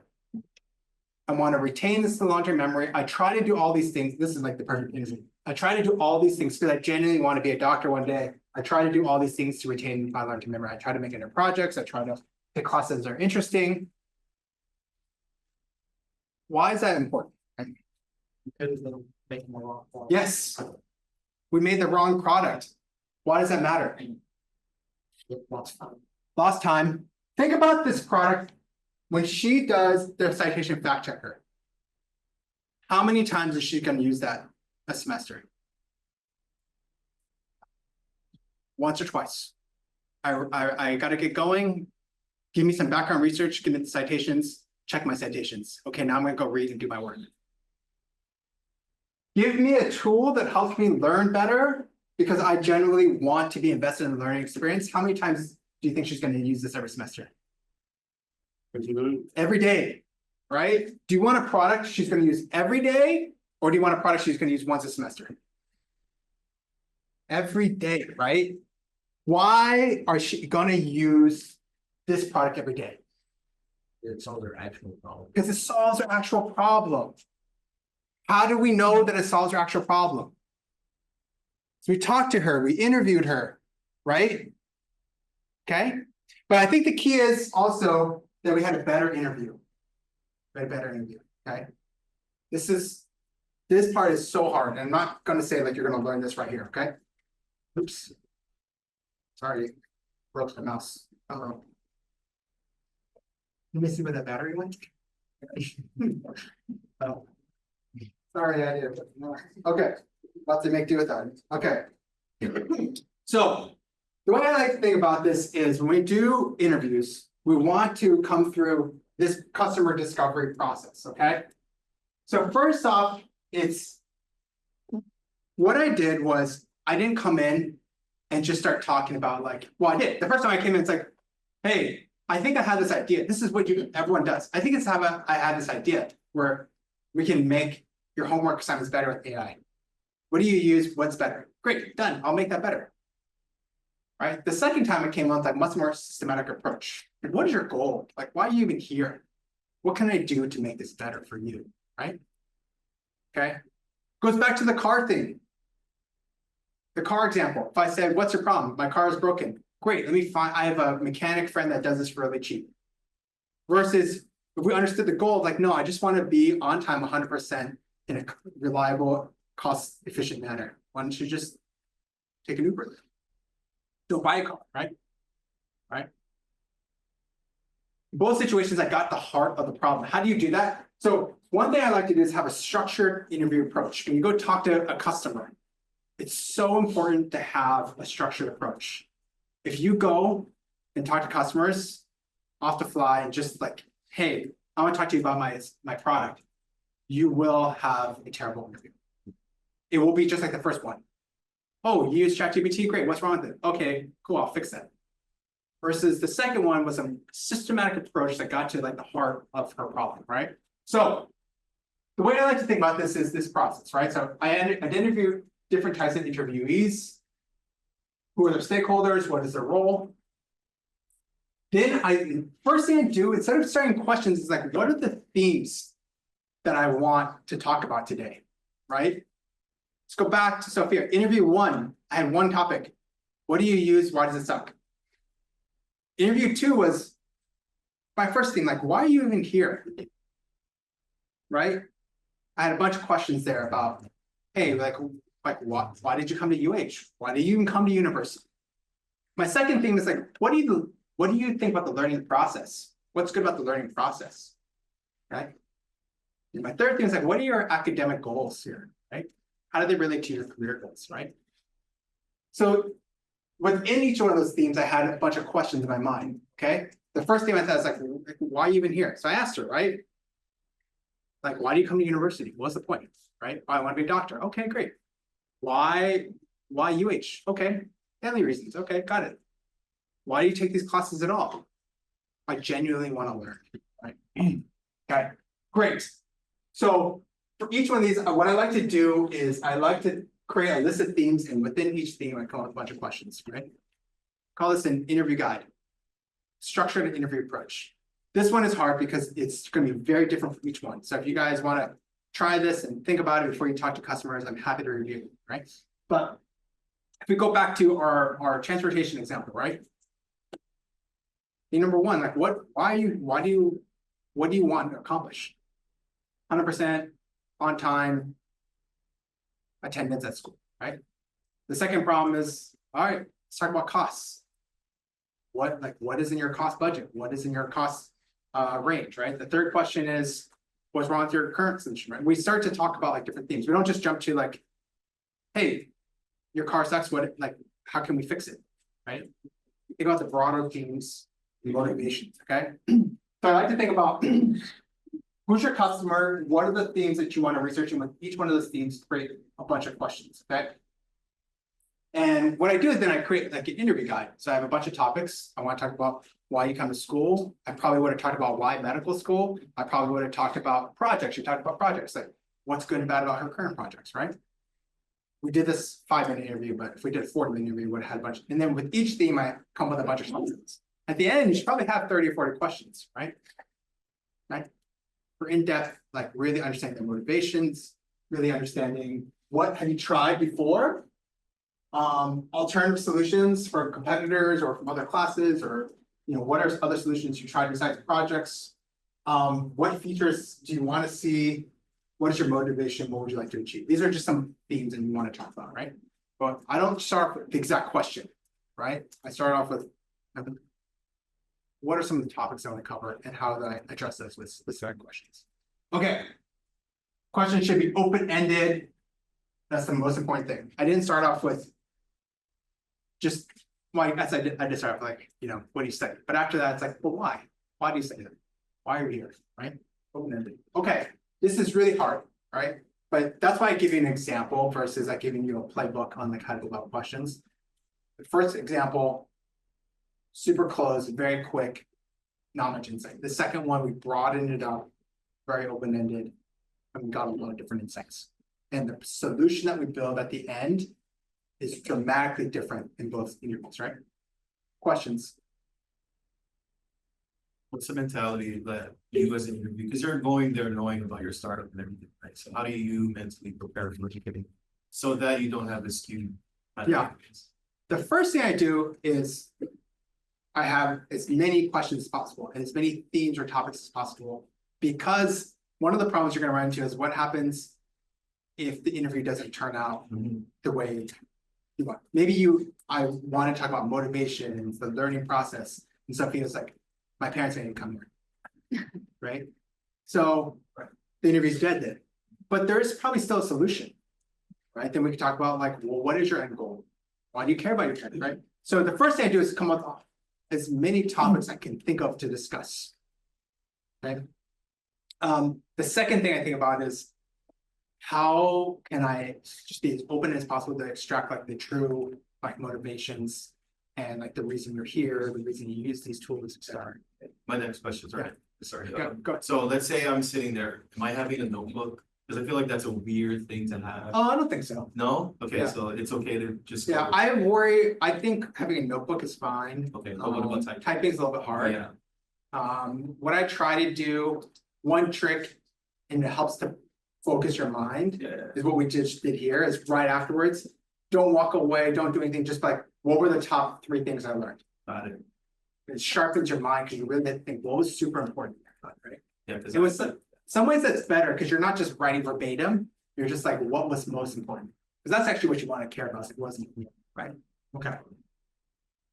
So how do you decide like what features to include in your MVP? Yeah. So like top 3 based on the customer's feedback, or what is the like role? Yeah. So the question is like, how do you decide what to include in your MVP? We're going to talk about MVPs in a minute. That's your minimum viable product. A lot of it goes back to when we did the group interview. It's like themes. What are the top themes, right? Because you want in your minimum viable product, you want to address or hit like the most important pain points, right? Because you went back to when we did it for homework AI, there was 5 pain points, but the number one was like accuracy, right? And so that's going to come with like more quantity interviews, and that will hopefully will uncover very repetitive themes, and I would start there. Is it a bad idea to ask them permission to like have an audio recording? No, it's great. It's great. Just stick it on audio, use AI to transcribe and summarize, even better. Yes, if your interviewee doesn't mind, then that'd be great. At the end of the day, you want your interview to be comfortable and open. So if you are worried about it, then don't do it. But if you think this person might be, you have to read your interviewee. If you feel like they're going to be comfortable, then that'd be great. Question might be overlapping with them. So how can they introduce themselves? Yeah. Customers came here, they expect something from you. Yeah, I'll talk about that in 1 minute. Great. We'll talk about that right next. Other questions? Okay. This is just the questions part. So the second question is like, how do you interview? So the interview should flow more like this. This part here is just the question part, but that's not an interview. The first thing I like to do is give a ton of context, right? So in this situation, I didn't do that because we've been talking about that, right? So I like to give context of like, what am I hoping to accomplish? Doesn't hurt to like tell them like, hey, I'm here to talk to you because you're an expert, advice, right? I value your advice, right? So in this sense, I'd probably say like, I'd probably start with, remind them like, why are we here? What am I trying to accomplish? Hey, Sophia, it's great. I'm here because I'm looking at homework solutions. I'm interviewing you because I heard you have great feedback. People have told me you have excellent feedback. Would you mind me interviewing? Right? So you want to be quick and concise, but give the context, explain to them why they're here, explain to them how they can help you, right? The one thing I would say is, whatever your context is, I always tell people to practice that first, because you have to give enough context and you have to give enough explanation. And it sounds weird, but like I actually do this, I practice it. Like, how do I say this in 3 sentences? It's going to be really clear, right? Because you don't want to go on and talk and give a whole bunch of context and spend 5 minutes, 10 minutes just explaining yourself. But if you only spend 10 seconds, it's probably not enough. So I actually practice it a lot, right? And there's no right formula, but I at least try to hit, what am I working on? Why are you sitting in this chair? What do I hope to accomplish today? Right? So let's start off. Give context, set expectations. The next thing, start off with broad, open-ended questions. Pull from your interview guide, which we just talked about. And so I start off with the easy questions. Broad questions like, why are you even here? What do you study? What do you like? What's your goal, right? Start with the really broad questions, right? If we had more time, then we start to narrow it down. Okay, let's go back to her interview. Great. Let's tell me about the projects. Like, what have you tried? What has worked? What hasn't worked? But don't start off with those like narrow questions. Can you really? I start off as broad as possible. What's your life goal, Sophia? Right? Okay. Then you start to narrow down after you understand the broad implications of what she wants, your interviewee wants. At the end, you should always try to summarize, which we did here. We summarized, right? Going back to the question of how do you take notes, the best way is just to summarize. Hey, today I heard, you told me a lot, Sophia, but actually what I heard was 2 things. One, you want to really master the content and retain it. And 2, you want more hands-on experience, more project. That's what, is that correct? Is that what you that's a great way to summarize. Helps with the note-taking, helps you with summarizing what you learned, okay? In practice, it's really hard to do. I've done like hundreds and hundreds of interviews, right? And so it is very, very hard to do, but there's no substitute for practice. So, okay. So this is the way that an interview should flow. Within this part here, what questions do you ask? There's a quick guide on how to interview. If you guys want examples, I can share examples as we talk about this. This part is, again, very specific in terms of like this example, but it is hard to be specific to each one of your businesses because, like I said, some of you might be developing a clothing brand, some of you might be having a new mobile app. It's very different from the experience, right? So then the last question is, well, how do I find people to interview? There is no magic formula, but I will say it takes a lot of cold outreach. That's just it. It's just cold outreach. It's no different from sales, really. If your brand or your product is a consumer brand, you want the next hot swimwear company, okay, it's kind of easy. Just go find people on the beach that might be using that and talk to them, right? If you're talking B2B and you might want to be doing a logistics service for local manufacturers to ship their products, you got to cold call them and talk to them. That's just it. Unfortunately, there's the magic formula. The one thing is like, you have to get to the true user of your product, right? Okay. And so the other thing I'll say is you want to expand who you're interviewing beyond just the user, but like people that are involved in the problem. Okay, what I mean by that is, say you want to create the next swimwear brand. You think you have the best idea for the next one. You want to interview consumers, right? Who else might you want to interview? Manufacturers. Probably some store owners, because if they're going to sell your product, you might want to talk to them, right? So there's multiple people that you also want to talk about in this value chain, right? User, store owner, the manufacturer. If you're going B2B, you're gonna talk to that person that uses it. You're probably gonna want to talk to their boss because they have the budget, right? So what I'm trying to say is like, it is a little bit of art in like how you get the right people to interview. But you have to think beyond just the user, who else is involved. Questions? Now, when it comes down to it, this is where like we'd have to talk one-on-one. I presented like this broad general framework, right, of how to conduct an interview. So I gave you an example to show you what bad and what good is, right? Right. But now the real details will come on a one-on-one. Okay. All right. Okay.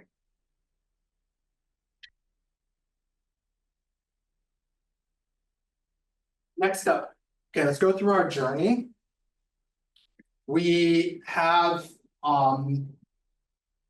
we went through this journey on, we understood who's our customer, what is their true pain point, how do we build products to solve that pain point, how do we make sure we truly understand that pain point. So this is all like the research side, right? So we covered that for 2 hours now, right? Research. How do we know what to do? And why do we cover for 2 out of the 4 hours? Because I told you at the beginning, this is the #1 most critical thing that separates good ideas from bad ideas, good pitches from bad pitches, is did you do customer research? Did you understand your customer? Okay. But now for the rest of the time, we're going to talk about the stuff you probably came here to talk about. What do we build and how do we make money? Okay. But I spend most of the time talking about the research side because it's super important, right? So let's talk about what to build. Okay, MVPs. Who knows what an MVP is? A minimum viable product, right? This goes back to the very beginning. We're here to talk about the lean startup methodology. And a minimum viable product is truly that, it's minimum. Some people back in the day might call it a demo or a beta product, but the core of what you're doing is minimize. You don't want to launch the full product. Because go back to the lean startup methodology, you don't want to spend 12 months developing the full product. You want to get as fast as possible and test what works. Yeah. And to do that, you need to figure out what is the minimum thing you need to build to go and test, right? So I always give a very easy example, right? We talk about MVPs. I give an example. So in the old world, if you were launching a restaurant, a new food concept, what would you do? You'd go out, find a space, rent a space. By the way, those are 3 to 5 year leases. And if you default to them, you go bankrupt, right? Then you develop a menu, you hire a bunch of chefs, you hire a bunch of people, you probably had a bank loan for $500,000. And you hadn't pulled a grand opening, right? Oh man, like you put flyers at our town, I hope people come to my grand opening, right? And if people don't come, then you lose your business and probably your home too, right? This is just the old way of launching a restaurant, right? You go into the basement, you try out all these secret recipes, you get your space, you decorate it, you have the big grand opening, great. People come, you're successful, don't come, then you lost your life. Awesome. What is the lean way to do that? What would be a minimum viable product for a restaurant? We probably do samples. Samples, great. We go to a festival, have a little pop-up tent. Pop-ups, farmer's market, tent, right? What else? Catering, food truck. So again, I talked about like the lean startup methodology is like a mindset that people use in startup world, but it's not just like fancy tech startups, it's real life. Most of the new restaurants you've seen nowadays, you probably saw them at a food truck or at a festival or from another restaurant, they branched off with a new concept. Very few people nowadays just go from scratch and just be like, oh, I just had this, my auntie's recipe and I developed this new chicken restaurant, here you go. It's a lot of risk, right? They're doing the lean startup methodology. How do I minimize my risk? How do I get customer feedback faster? I go to a farmer's market. All I gotta do is sign up for 1 weekend. And if people hated it, I gotta go back to the lab. Okay, that's great, that worked. Okay, now I bought a food truck. A little bit more investment, Worst case, I sell my food truck. That worked awesome. Now I'm going to open a restaurant, right? Right. So this isn't just for like fancy tech stuff. This is the true mentality. Everyone does this now. How do I minimize risk, move faster, get feedback faster? Why? If I'm a restaurant and or if I think I have a restaurant and I start a pop-up, what am I trying to? Why do I do that? What do I want to get from that pop-up? Feedback. Yes, customer feedback. They are living what I taught you here. Do you think that they're doing that just to make it? Some people are like, oh, they want to make money so that they can fund their restaurant. Maybe, but the heart of it, you want to know if your idea works. You want to know if your recipe works. I got the best chicken on earth. Awesome. Well, how do you know? My mom told me so. Oh, great. Did customers tell you so? What did they pay? Right? Did they pay? Right? How do I know? Let's go do a pop-up. Right? They want customer feedback. The best customer feedback is money. You give me money, that means you liked it, right? You came back the second weekend with more money and you brought your friends and they all had money. We got something there, right? Okay, so you just want customer feedback. That's it. It's the same thing. Okay, all right. So what is an MVP? Let's talk. So this is a clip from Y Combinator. You may feel the Y Combinator. It's like the biggest accelerator in the country. Shut up. Unicorn after unicorn. So here, this guy is one of the managing directors. He's talking about MVPs. Okay? In most cases, most people should be building a very lean MVP. So by that we mean you should be able to build it fast in weeks, not months. This can either involve software or honestly, we see startups just start with a landing page and a spreadsheet. But most startups can start very, very fast. The second, extremely limited functionality. You need to condense down what your user needs, what your initial user needs, to a very simple set of things. A lot of times founders want to address all of their users' problems and all of their potential users. When in reality, they should just focus on a small set of initial users and their highest order problems, and then ignore the rest until later. You should have a vision of everyone. You should have an MVP very small. All this is a base to iterate from. That's it. It's just a starting point. It's not special in any way. You just have to start. And so please make sure you don't feel like your MVP is too special. Okay, here is a classic example. This is one of Airbnb's first landing pages in 2008, I believe. One of the things that you might be interested in Airbnb's first product is that there were no payments. When you found a place to stay on Airbnb, you had to exchange money with the host in person. Needless to say, that was a pretty fucking big problem, but they started without payments. No map view. You know how when you search Airbnb, you can see where the house is in the city? You don't have that, sorry. And the person writing all the code, Nate, was working part-time. Okay, so everyone tells these kind of magical stories about how everything was perfect from the beginning. Airbnb, not perfect from the beginning. The next one, Twitch. This was what Twitch looked like day one. Not very familiar. Well, maybe a little familiar. There's some video there and there's some chat there. Other than that, nothing else. Twitch launched as Justin TV, which was an online reality TV show. There was only one channel, Justin. You had to follow his life. If you didn't like his life, you had to leave the website. That's all there was. The video was extremely low resolution. It was funny. A founder asked me back in the day, like, oh, like, wasn't it weird you guys had video in your apartment? Weren't there all these like secret documents and things that like people would be able to see? And it was like, you could barely recognize our faces, let alone documents that we had. And most importantly, there were no video games. No video games, except if we decided to play video games in our apartment. Like that was the only time video games ever appeared. And so needless to say, you can do that quickly. Okay, so I like these examples he gives because people want to always ask me, like, what do I start with? What do I build? He's saying the same things we were talking about today. Go faster, just get something out there. He says in the beginning that your MVP shouldn't be special, shouldn't be great. Just people keep asking, how do you know what core features to build? He says it.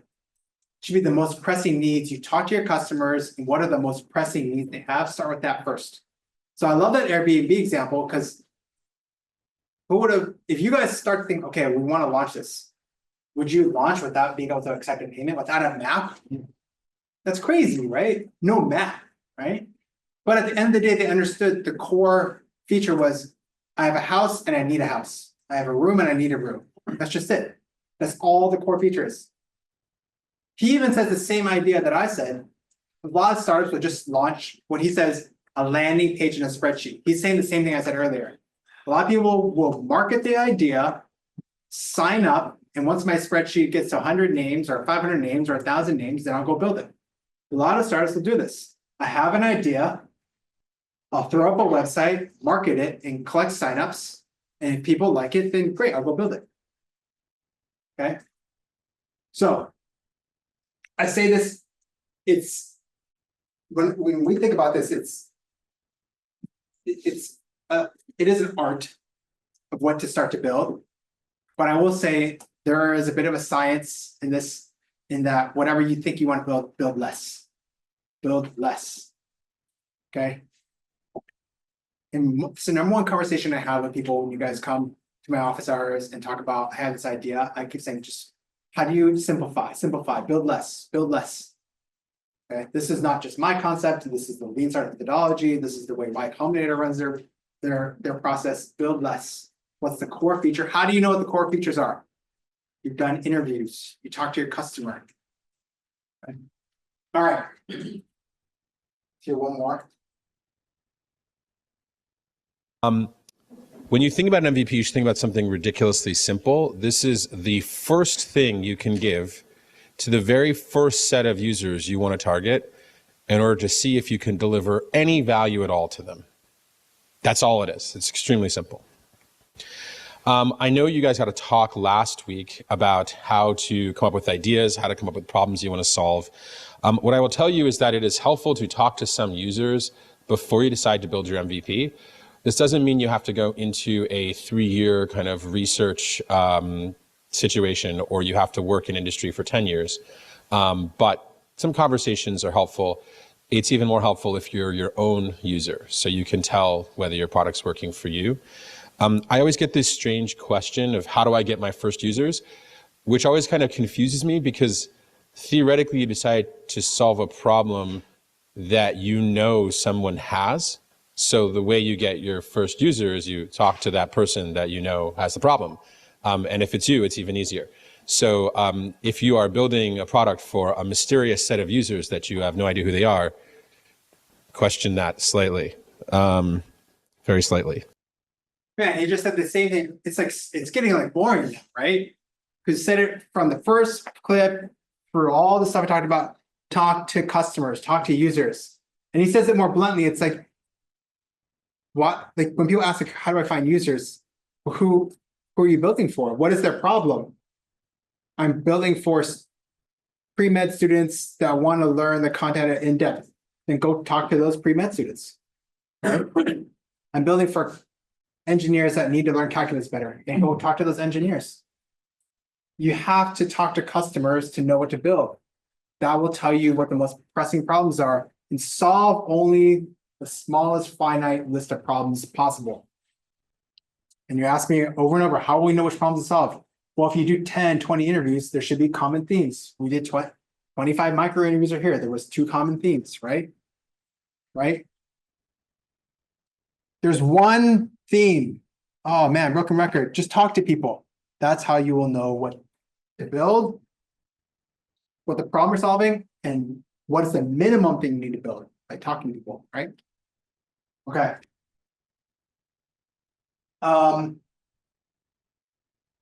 Questions on MVP before we go further on what to build for your minimum viable product. You guys feel confident? Do you know what to build for your minimum viable product? Maybe, right? Confident? Okay. Say that again? What about, you want to talk about competitors? Yeah, like how you can show your product is better, better so that I will sound like a broken record. Because when you talk to your customers, ideally, the first thing you ask them is, what have you tried? What are other solutions out there? What do you not like? Right? Just like in our mock interview for Homework AI, we talked about like, what do you try? Open ChatGPT, like what doesn't work well, right? So when people talk about competitors, I kind of come back to the same thing. There must be something that doesn't work already for competitors. How can you solve that problem? If the solution out there that's existing is perfect, if you guys had told me, no, I use ChatGPT, it's free, it's 100% accurate, it's fast, I use it every day, it's kind of hard to replace that, right? So when you talk about competitors, I look for the pain points, the same thing, right? Yeah. So like after you make the MVP, you say that it doesn't have to be the best, it has to be just like whatever, right? You give it to customers to get their feedback. Yes. You could like really that. Yes. Just to like see the future. Yes. And we're going to talk about that in 1 second. Yes. There's a little bit of art to that. Like it has to be at least enough for them to understand what's going on. Yes. But yes, that is the whole point of developing an MVP. Give it to customers. Show me. Goes back to our food example. What's our MVP? I have a recipe for the best chicken on earth. Let's go to the pop-up. I want to see if people will buy this. Will they buy it 2 weeks in a row, 3 weeks in a row? All right. I want to push it in front of customers as fast as possible. The common theme, get to customers, right? Interview a customer. What is your pain point? Develop an MVP that I think solves that pain point. Go right back to the customer. Did I solve your pain point or not? Yes, we pay me. Give me money then, right? Okay. Okay. Questions?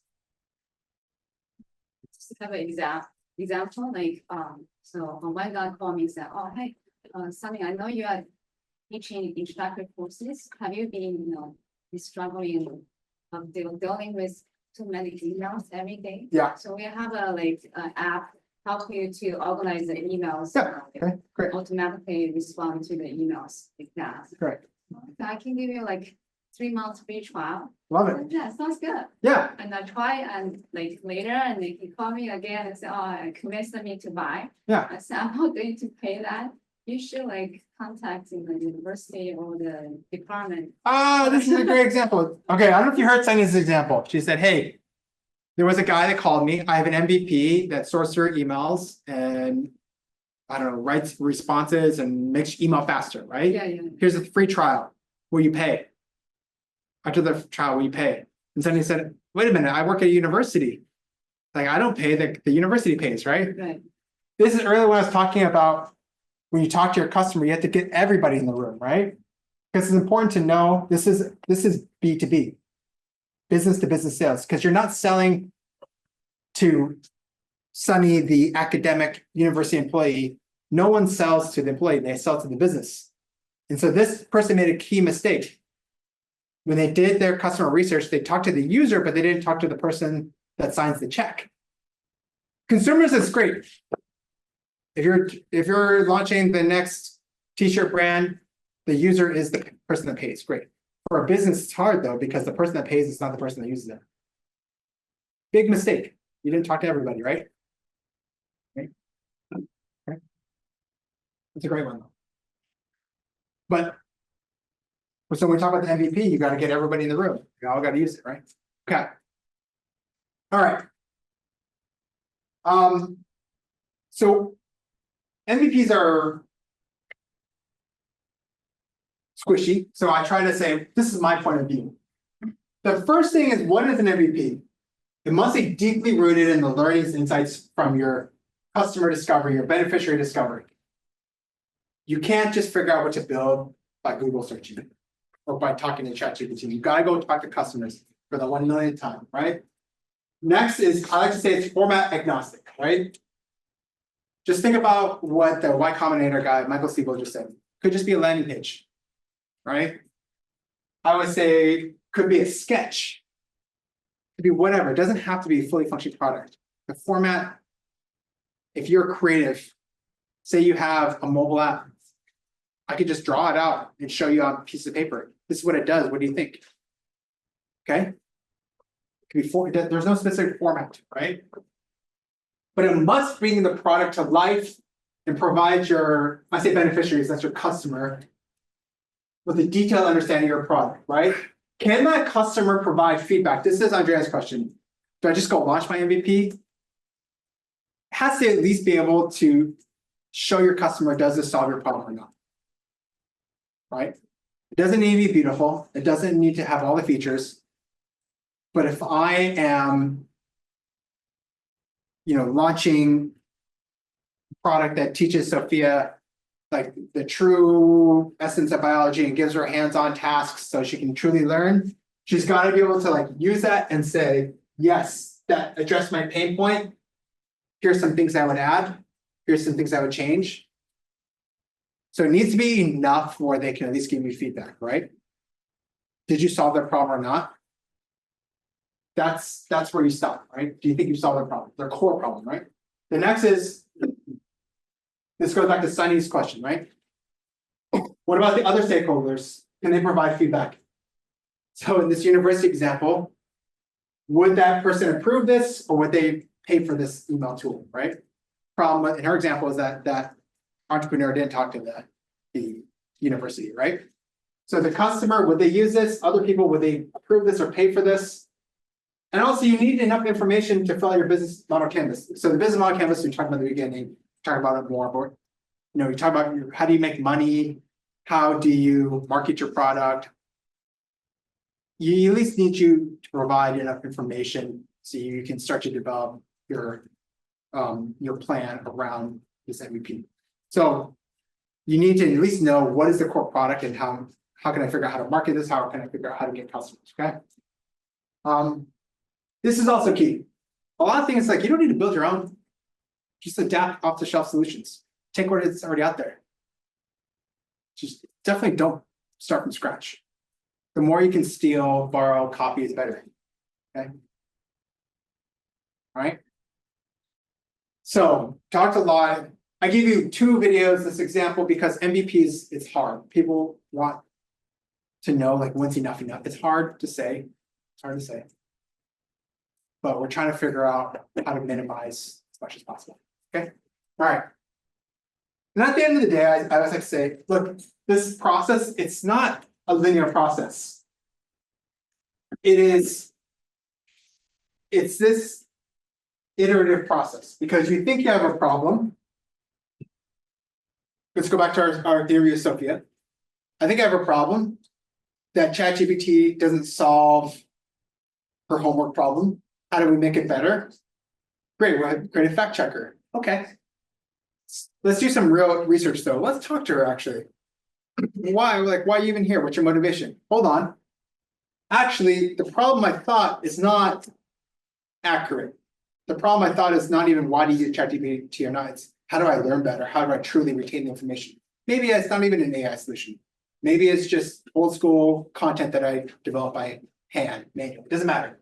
Point is, once we really got into it, we understood the problem was more complex than we thought. Right? So we have to come back. Right? And then maybe we go and we launch our MVP. And you kind of see what features people use or the feedback they give you. And maybe Sophia was special. Maybe people just don't really want to learn. They just want faster ways to check their citations. Okay, we come back. Hold on, we were wrong. We thought we understood the problem, but when we put it on the market, nobody used it. And so we come back. Okay, it's this iterative process. And at the end of the day, what we're looking for is what we call product market fit. Okay, what's product market fit? It's just this magical world where you've solved the pain point of your user. Right? It's this magical world where we say, I have these customers, they have pains or gains. I've created a value proposition from my product that solves that pain or gain.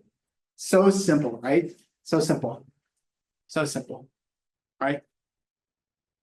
But in actuality, like there's lots of metrics and everything to figure out like at what point do you have product market fit.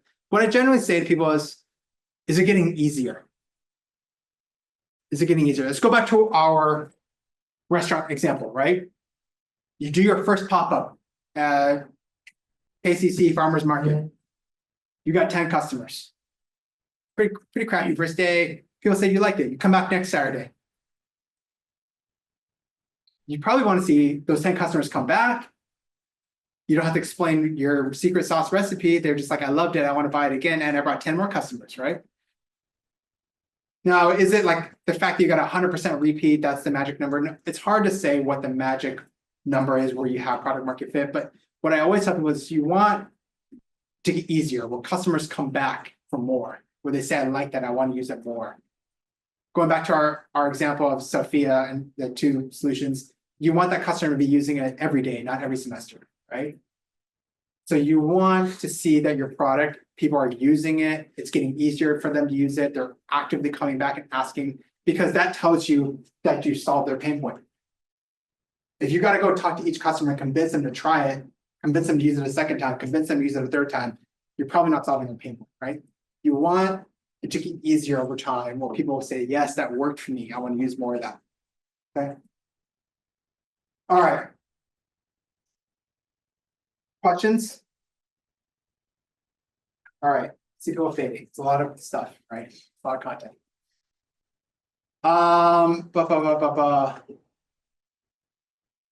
So we talked about a lot about research and discovery, talked about what to build.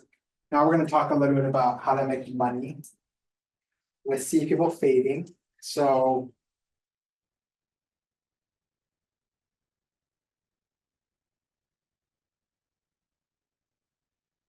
I'm throwing a couple more breaks. Say we have lunch. Okay, can we just do this? Can we just take a 5-minute breather? Take a walk, come back, we're gonna talk one more topic for 20, 30 more minutes, we're gonna do lunch, okay? Just get up, stretch, go get a glass of water, whatever, just 5 minutes, okay? I get it, it's a lot. All right, this is the topic, I think a lot, like the second topic everyone wants to skip to. What do I build? And the next one is how do I make money? So, all right, let's talk about monetization, okay?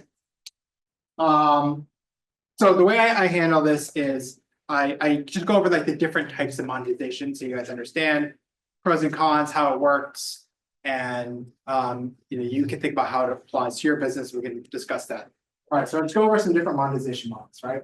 But again, I put this towards the end of the day specifically because it's what everyone wants to talk about. How do I make money? But I keep hammering home. It's like, let's not talk about that until you know what you're building first, right? All right, how do we make money? So I have a list of 5 or so monetization tactics, strategies, pros and cons for each. This is not a comprehensive list. There are other ways to make money. It is also not the most detailed in the sense that I might tell you a monetization tactic. I'm not going to tell you like the 10 different flavors of it, okay? But it is just the different ways that people make money. I'm guessing your business will fall into one of these categories. Okay. All right, the first one, we call it direct sales. Direct sales is you make a product and you sell a product. Could be physical, could be digital product. Costs you $5 to make the product, you sell for 10, you have a $5 profit margin, right? It's pretty straightforward. The process is a very traditional process. You produce something, you figure out what sales channels that you want to sell it in, an online store versus a physical store, maybe through a third-party store. Then you conduct that transaction and then you get the product. Traditional way to sell a product, right? Okay. Examples, you buy an iPhone, you go to the store, you buy it. They give it to you right there, you pay, right? So they've developed it first, they hold the inventory, when you want it, you go buy it from the existing inventory, right? Just like cheese, I don't know, whatever you're buying at the grocery store, right? Then the variations of this are also like, how do you sell it? Some people sell wholesale. You are the greatest swimwear brand coming out. You're probably going to want to sell to retailers. Some people might ship it directly. Some people might print or make it on demand, but they're all the same thing. You make a product, you sell a product. Okay. Traditional way. Pros. Revenue, you see that revenue as soon as you sell it. So you get feedback real fast. Okay. If it works, people buy it. If you got the best chicken on earth and you went to the farmer's market, people bought it, you know at the end of the day, it worked. I got $100 for my chicken. Awesome. You have a direct relationship with the customer. So you can really get feedback, strong feedback signals from them. But what are the cons of this? The cons are you have to manage inventory. So whether you're making chicken, you're making t-shirts, you're making iPhones, you have to make enough of that product. It's hard. You make too much, you waste. You make too little, you didn't maximize your profit, right? What else? Cons, costs go up as the sales increase. You sell one t-shirt, you have to make one t-shirt. You sell 100 t-shirts, you have to make 100 t-shirts. The cost doesn't it doesn't exponentially decrease. Okay. And then a lot of this is there's very limited ways to have a repeat sale, right? Right. It's not like your Spotify subscription where every month you just pay, right? You have to come back and buy another t-shirt. Right? You have this magical iPhone, it's great. How many times do you buy that phone? Once every few years, right? Okay. So this is probably the most direct way to make money, direct sales. Make a product, you sell it, hold inventory, sell it. Maybe you sell it to another store, they sell it for you, you sell it directly online. One of the most traditional ways to make money. Questions? Okay. How else to make money? Who has a service business? 1, 2. Okay. That's interesting. You should have a lot of service businesses. So I put this up early because I have a lot of service businesses. So a traditional service business, it's a retainer model. And so I pay you a monthly, a weekly, an annual fee. Then you come, we sign an agreement. Hey, here's how much you're going to pay. Maybe you pay up front, or maybe it's a recurring billing. Maybe you pay after the service has been delivered. You sign an agreement, you deliver the service, and if they like it, maybe there's a renewal, right? Examples of this, you might do consulting, you might do advertising, you might be a lawyer, you charge a monthly fee, you might charge an hourly fee, and as that service is fulfilled, you sign up for more, hopefully. Okay, the pros of this, right? It tends to be more predictable because again, you're kind of paying by the every month or every period. There's no startup costs. If you have a service, it's very low startup costs. You don't have to, unlike the iPhone, you don't have to produce millions of units. You just start selling, and then when you sell, then you provide that service. If you have regular ongoing work, the revenue is pretty consistent. The cons are, it's hard to define. Scope creep is like it's hard to define what you're selling. Sometimes people ask for more, right? Cool. You are a lawyer. Well, can you also give me advice on this other thing? Can you also help me out over here, right? This one sounds like, of course, you should deliver consistent, high quality services. But what inherently we're saying is, as a service, it's hard to take a break, right? You're always on, right? Say, let's go back to our direct sales model. You make a t-shirt and you sell it. There's like a lull there. I made a t-shirt, I can breathe for a moment. I sold it to the stores. Now we just wait and see what happens, right? If you have a service business, you sign an agreement, you produce that service, you're constantly, there's no like stop, right? The last one depends on what you do, but usually you don't have mass number of clients or customers, right? The service business usually have a smaller number of clients. For mass number of quantities, you probably want to have like a retail brand or something, right? So you rely on a few number of customers, which is hard because if one of your customers leaves, it's a big impact. If you're selling t-shirts and one of your customers says, you know what, I don't like your t-shirt anymore, no big deal. I have a million other t-shirt buyers, right? You provide a service, like you're a lawyer, you have 10 customers, one customer leaves, that's 10% of your customer base. It's a big deal, right? So that's a big comp. Okay, so 2 traditional models for businesses that I see a lot. Brands, usually direct sales, services, usually retainer. All right, subscription model, we hear about this a lot now, products you use, especially online. It's you charge somebody a recurring fee for continuous access to the product or service. Usually what happens is you sign up, the customer sign up, maybe it's free or maybe it's not. Then you have a recurring billing, and as long as they pay that recurring cycle, that fee, then they have continued access. It could be something like Netflix, Spotify. It could be something like like a subscription box, like a Dollar Shave Club or something. The variations are service subscriptions or boxes. The pros of this are it's very predictable. It's very predictable. You know why it's very predictable? Because if people don't keep coming back, then your product sucks. It's called a renewal rate, right? So if you have a subscription and you charge them on a monthly fee, and a lot of people are canceling, your product stinks. It doesn't fit their need. But if your product fits their need, they will renew and your revenue becomes very, very predictable. Okay. There's also a lot of opportunities for upselling. $9.99 for, I don't know, how much is Netflix nowadays? $14.99. But if you want a second user, you pay a little more. If you want this games, you pay a little bit more. So there's a lot of chances to upsell, right? Okay, cons. You need high customer retention. This is actually maybe not a con, but as soon as you stop fulfilling their need, people will cancel. Okay. Same thing here, potential for a high churn rate if people don't perceive the value. This is one, people don't fully understand it, but you still have like a pretty high upfront cost. If you're developing subscription boxes or services, you have to put them all together first before you sell it, right? Another way to say this is it's hard to develop like a cheap MVP. Hard to develop cheap. Okay. So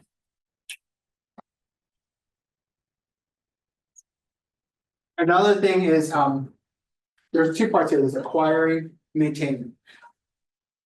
Acquiring customers usually starts to become expensive because you usually acquire customers through advertising. We talk about that more if you guys have subscription businesses. All right. The next one, you guys hear a lot, you use a lot of freemium models. It's a lot for the technology side of things. You offer a basic product or service for free with options to upgrade. Usually the upgrade is to a subscription service, or sometimes it's a one-time paid usage. There's a free tier, then a premium tier. The main thing is you're trying to figure out the conversion rate. Get as many free users and maximize your conversion to paid users. Okay, very common for a technology product. Here's a free product. You use it 5 times. To use it as 6, you got to pay. You use the basic features. You want the premium features, you got to pay, right? The variation of this is in-app purchases. It's always free, but if you want a special feature, you want a special service, you pay a little bit extra. But the basic service is always free. That's a variation. The pros are that you have. I put here you have a high potential for high conversion rate to paid users. Actually, I should say it differently. It's a very formulaic thing. You're constantly trying to improve that conversion rate. It's a very quantitative way of monetizing your business. I want to get as many free users. I need to convert 0.1% of them. Next month, I want to convert 0.2%, 0.3%. Like there's a clear mathematical formula here. This becomes a very quantitative way of making money. Okay.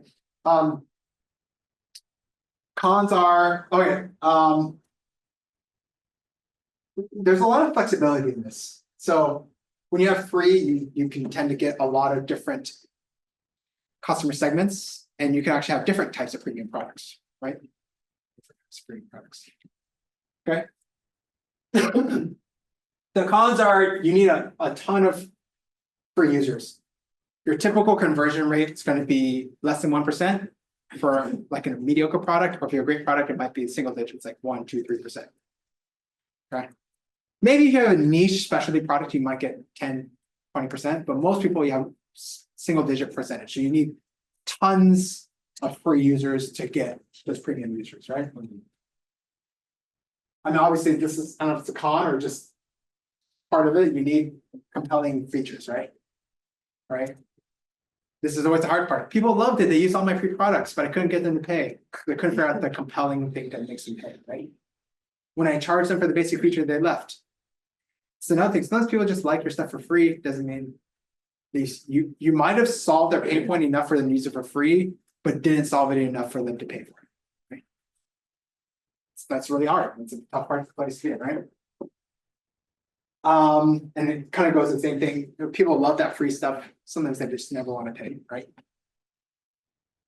I always, it amuses me when people are like, oh, I'm just going to launch this app. Like, why wouldn't you pay 99 cents? Like, coffee is $3, $5. Like, I hope people pay 99 cents for my app. It's incredible the amount of work it takes to get somebody to take their credit card out and pay 10 cents, 1 cent. Yes, when you charge, if you're able to charge 99 cents, it's very easy to go from 99 to $1.29 or $1.99. But the leap from 0 to 1 cent is so hard. It is so hard. People just stop and think, just actively and like, yes, here's my 1 cent. Becomes incredibly difficult. And so people kind of get stuck in this free tier, right? And you guys all do that. How many apps do you pay for on your Android or iPhone? So few, right? Because you are used to give it to me for free, right? Okay. The next one is advertising, very common model for something with a lot of users. People come to, this is advertising to make money, not to get customers, right? So what happens is you have a ton of people on your platform, on your product, on your app, then you show them an ad and you charge people to put that ad on your app, right? Who does this? Social media, right? Instagram, they come, TikTok, they come. Probably spent an hour last night on your TikTok. Moving on to that until it's taken away by the government. Advertisers come, they show the ad, and then they pay TikTok, right? So if you can get a lot of users, you can sell ads, right? So how does it work? You get a user base, you collect advertisers, you show them the ad, you get money. So simple, right? There's different ways, variations. It's actually all the same. It's just more of like the way you charge. Some people will charge for a click, some people charge for a video view, some people charge for a 1 impression. The pros of this, it is, people scoff at advertising as a monetization model. It is throughout history, the #1 way to make money. Before there was the interwebs, there was TV. Before the TV, there was radio. Before there was radio, there were like carnival shows. What do people do? They sell ads. Never scoff at ad. This is the #1 way to make money throughout history. The best way to make the most money, but you need a ton of users. So it's probably not good if you're selling a B2B infrastructure email service, right? Probably great if you have a social media platform. You can offer a lot of free content. You don't ever have to charge your users because you're charging advertisers. And okay, so then the cons are obviously you need a lot of users. The more money you make, the worse experience it is. There's a trade-off, right? We all know this. When you get an ad on a website and there's 5 ads on that page, you're probably never coming back. But there's a trade-off between making money and keeping your customers. Okay. All right. The last one's interesting. This is like PhD level stuff, but the revenue fluctuates with like the economics. So you are also suffering from like the broader economics. When the whole ad market goes up, it all goes up together. When all comes down, it all comes down together. All right. So those are the most basic ways to make money. Does anybody feel like your product or service or business doesn't fit into one of these at all? Anybody? So we have 2 people have service. Who's got like a brand, retail product, t-shirt, consumer product? 1. Who's got a tech product? App. Okay, all right. So hopefully these fall into your category. All right, questions. This is not science. This is my general comparison chart. Right? All right. With that said, Your question. yes, Misha. So let's say you're developing like a tech product and Software. Okay. So how do you decide if you would like to go, what is the term, like freemium, or go straight with a subscription? Should it first be like a customer base and then like slowly transit? The way I would start is like, what do similar players in your general like industry do, right? Because there's a reason that if they're all doing freemium, there's a reason that they do freemium. Right? It's hard to say, we've talked about it with your specific, but it depends on what the customer expects.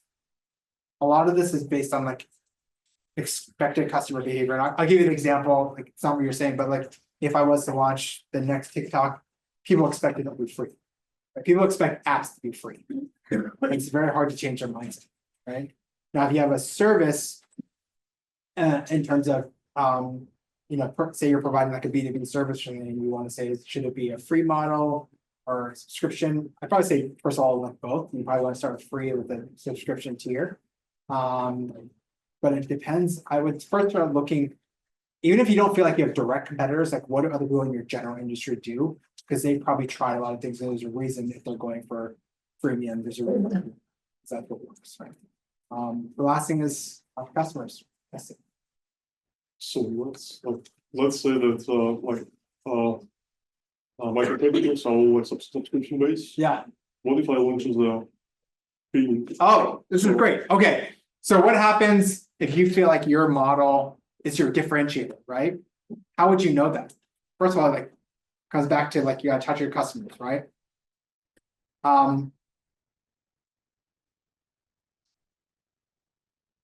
I would say, first of all, talk to as many customers as possible. Understand like what is the blocker, why aren't they using the current product?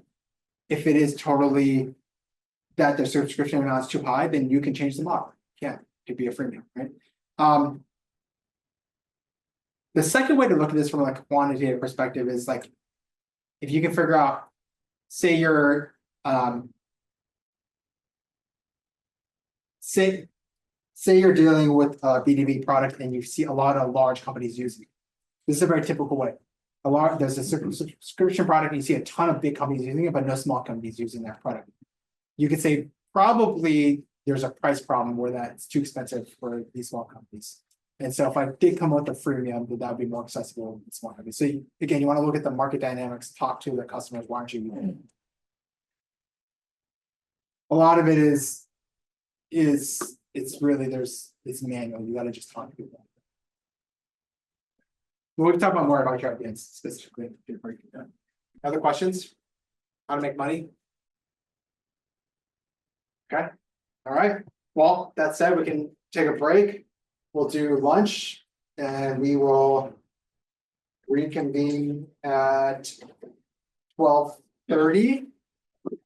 45 minutes, but during the time, let's just talk one-on-one. If you guys have questions about your specific idea, I'll be here. But let's reconvene as a group at 12:30, okay? All right.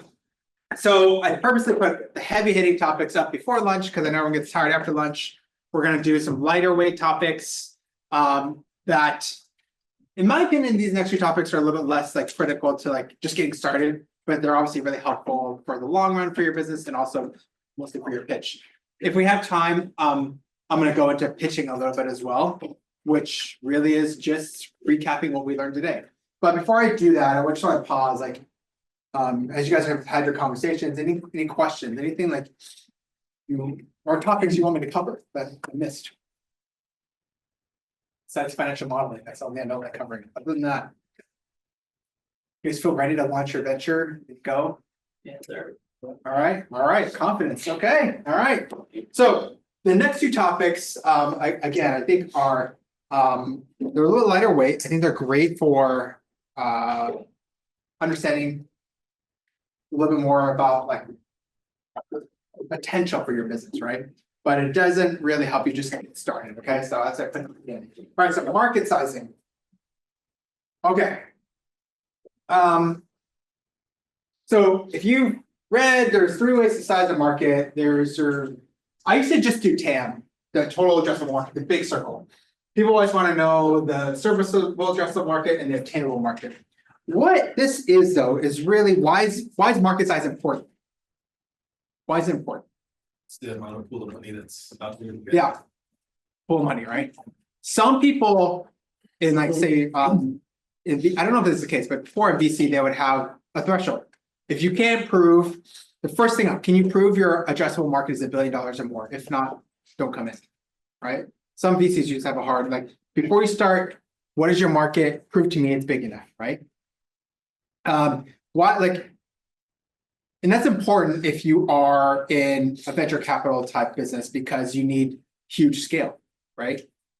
If you're in a business that needs a lot of scale, if you go back to our monetization models, I said ads are a great business, but you need a ton of users, right? So part of what you want to understand is like how big is your market, because it has to be matching and commensurate to like what you're building, right?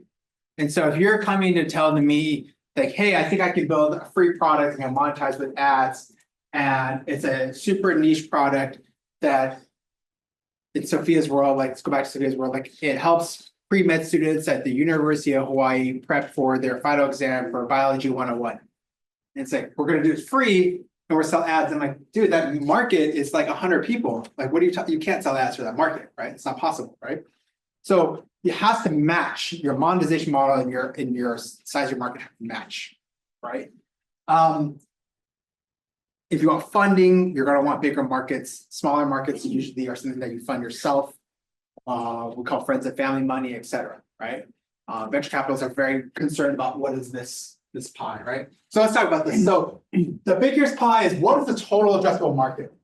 Like if you got all the customers in the world that are relevant to your problem, what is the total addressable market? Then the middle pie is like, okay, if that portion of the total market, like how much of them are realistically serviced based on their capabilities, right? And then there's like what is addressable like right now? What do you think you can capture immediately with your current product? So let's go back to homework AI, right?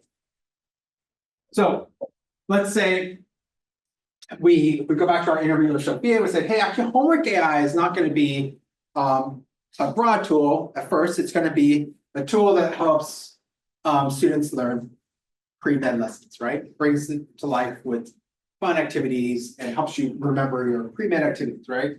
So your service adjustable obtainable market would be people that are studying this pre-med topic and want to learn, right? So what, like, without the numbers, but like, how big do we think that market is? For number one, it's got to be people that are studying science-related topics at a university, right? It's probably got to be pretty small too, because it's probably got to be those students that are pretty genuinely interested in learning, right? Pretty engaged students, right? Because we're not offering a solution to make your homework faster anymore. We're offering a solution to help you learn better. So you're going to need specific subject matter expert, specific age range, and certain goal that meets the pain point of our product, right? Okay. Then what is the addressable market? We might expand that and say, well, we can easily expand that to also be helping people learn complex topics with projects and other fun ways to learn and other science-related topics, right? So we move away from pre-med, and maybe that's something that is all students in technical fields, right? We start to throw in coding, we start to throw in math, bringing back calculus into this, right?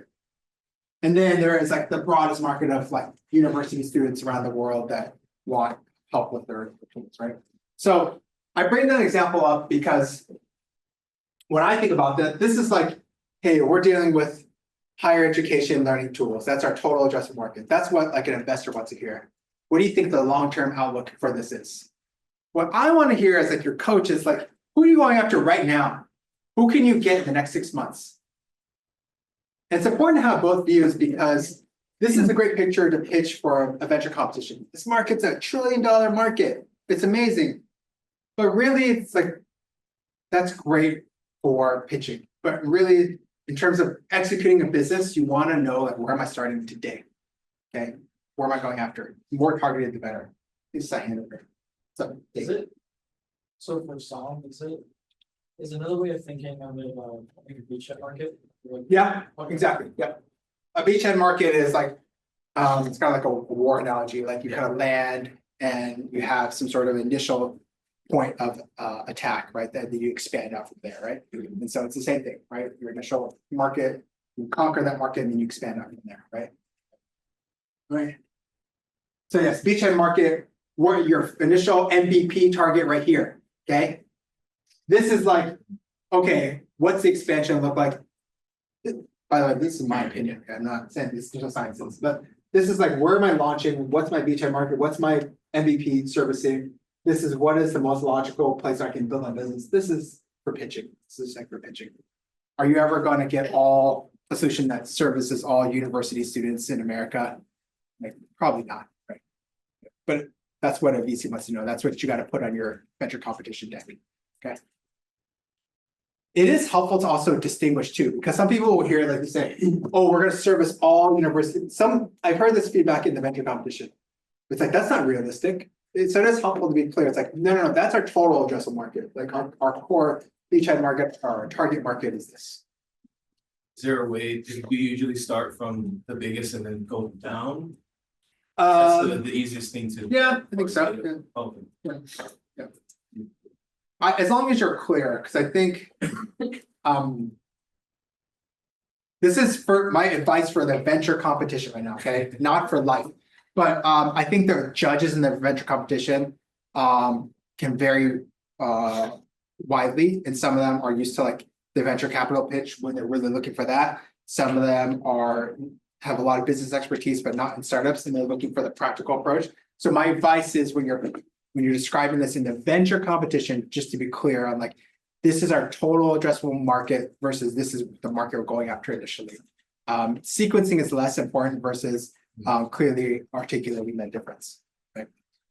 Because some of them get stuck in like, that's not realistic. And versus the other ones are, when you hear this, they're saying like, so small, right? So it's like, we're going after this, but we can grow into this, right? Yeah. I'm just curious how you could estimate the number of dollars. Aha.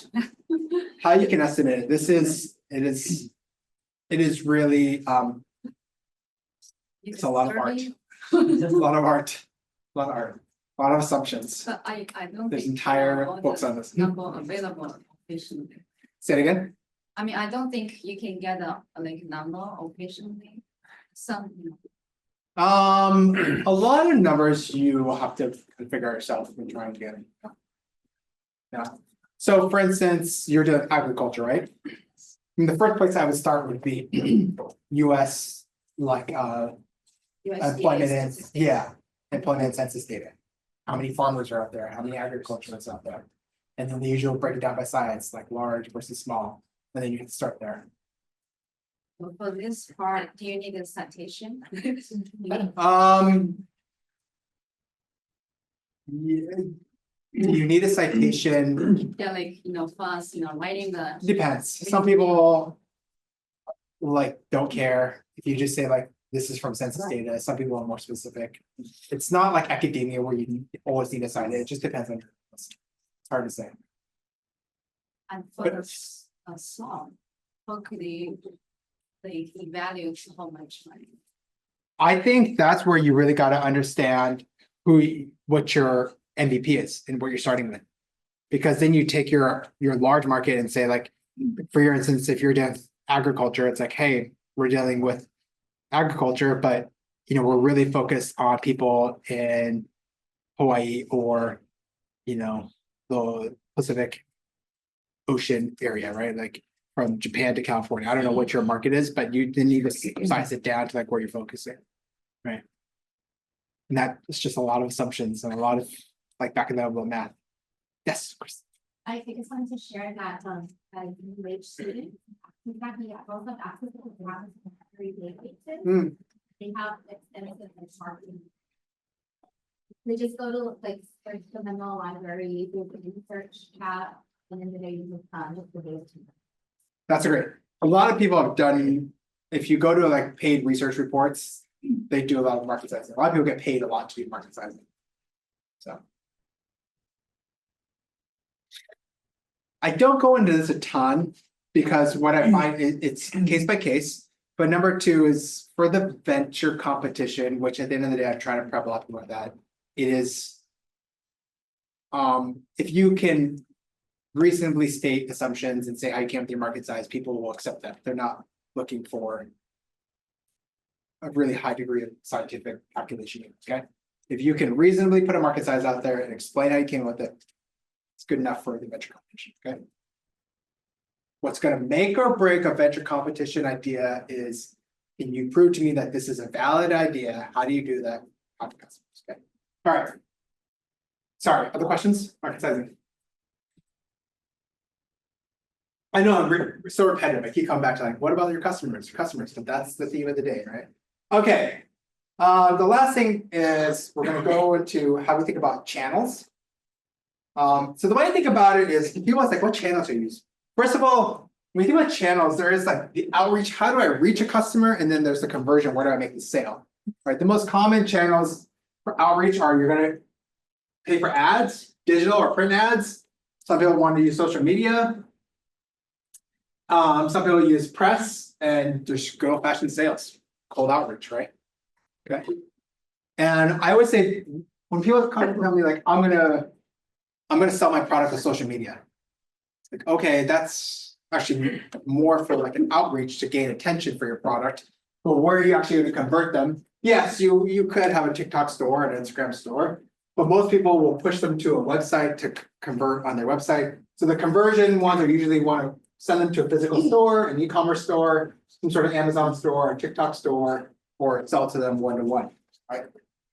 Right. When we think about the channels, like it's the two sides, okay? Where am I reaching customers via what channels? There's also email. There's also trade shows or something. This is the most common ones I talk to people about. Okay, this is not a comprehensive list. Then there is where the most common ways to convert. What I say instead is when I talk to people about like their channel strategy, a lot would depend on your idea, but this is the common checklist I kind of walk through. Okay. Oops.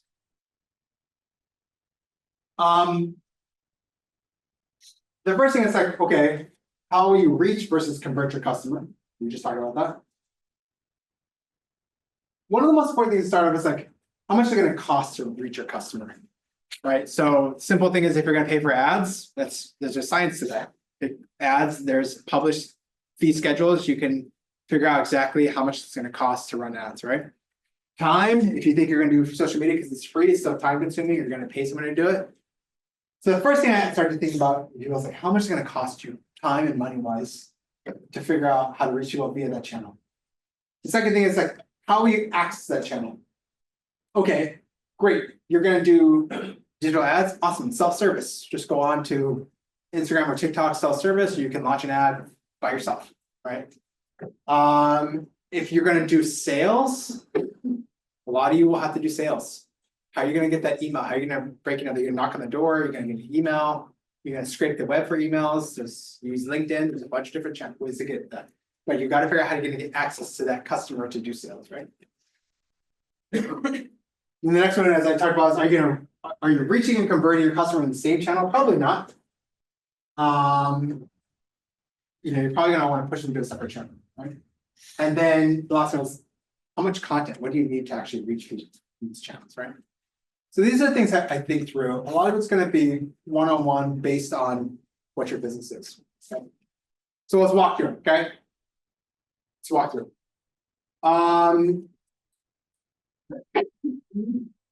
So we're doing our latest iteration of Homework AI, which is an advanced tool to really teach you what's going on in pre-med topics and give you projects and give you like in-depth learning, right? So it's going to not just give you answers, but teach you like the true concepts, right? So it's a companion tool that teaches you, okay? So we'll reach out to university pre-med students with Homework AI. All right, what channels are we going to use for outreach?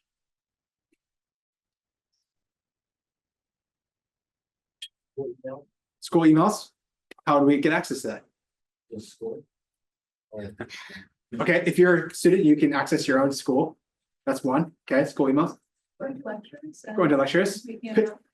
Pitching to professors to pitch for you. Great. There's another one, right? Okay, what else? Like printing out the QR code and Yeah, attach it everywhere. straight up flyers on the campus with a QR code, right? But what you said is interesting. Why do you have the QR code? Because they can scan and access the website right away. Because again, your way of reaching people is a different channel to converting, right? You're reaching people with a flyer, you're QR coding them so that they go to conversion. So then my next question is, where are we going to convert these people with our cool homework AI tool? Probably a website, right? How much aware? I guess you could go to an app store and download an app, right? It's either going to download an app or go to the website, right? So we have all, in this situation, the hard part is not the where to convert them. There's a very limited universe on where to convert. You gotta go to the website and convert. But the hard part is outreach, okay? So we're gonna go flyers, we're gonna go talk to professors, we're gonna talk to students one-on-one. You can just do what most people do in the venture world, that's launch Instagram or TikTok ads. I'll reach out to pre-med advisors Yeah. at different universities across your area. Exactly. I mean, it's just an old school influencer model.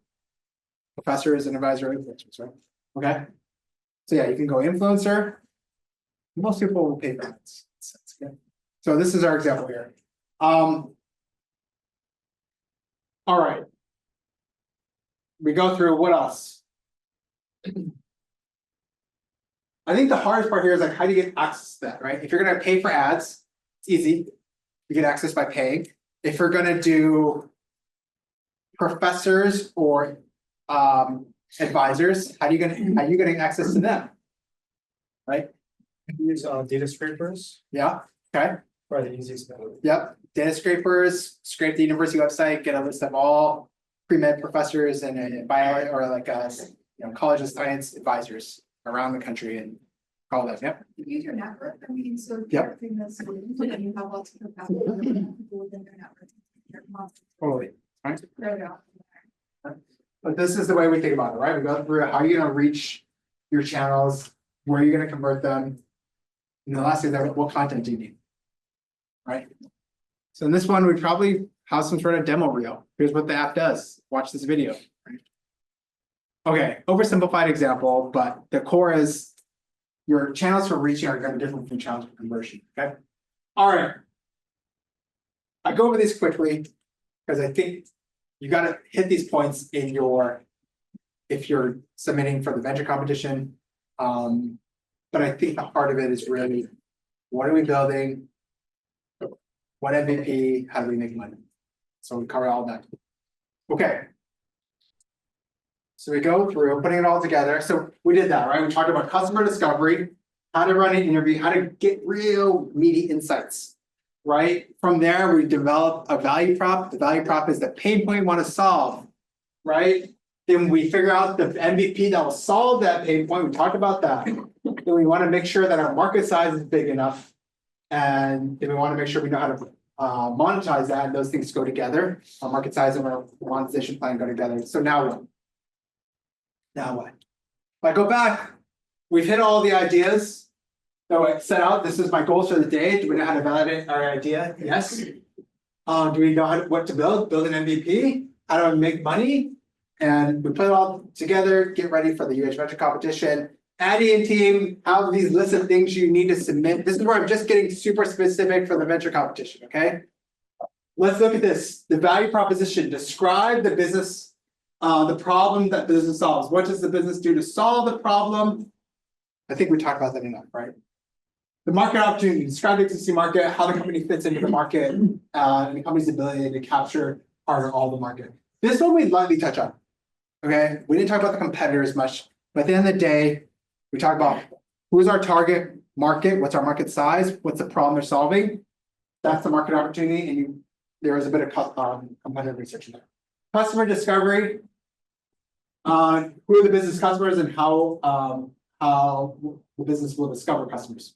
Hopefully, I push you beyond that to not just who are the customers and how will you meet them, but you've actually met them, right? So again, I think the mediocre pitches are saying like, these are my customers and these are how I meet them. The good ones are like, I really met them. This is what they said.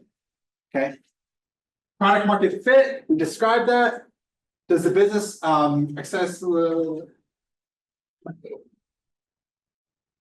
Okay, great. Describe insights gained from customer validation activities, interviews. Chat about that, right?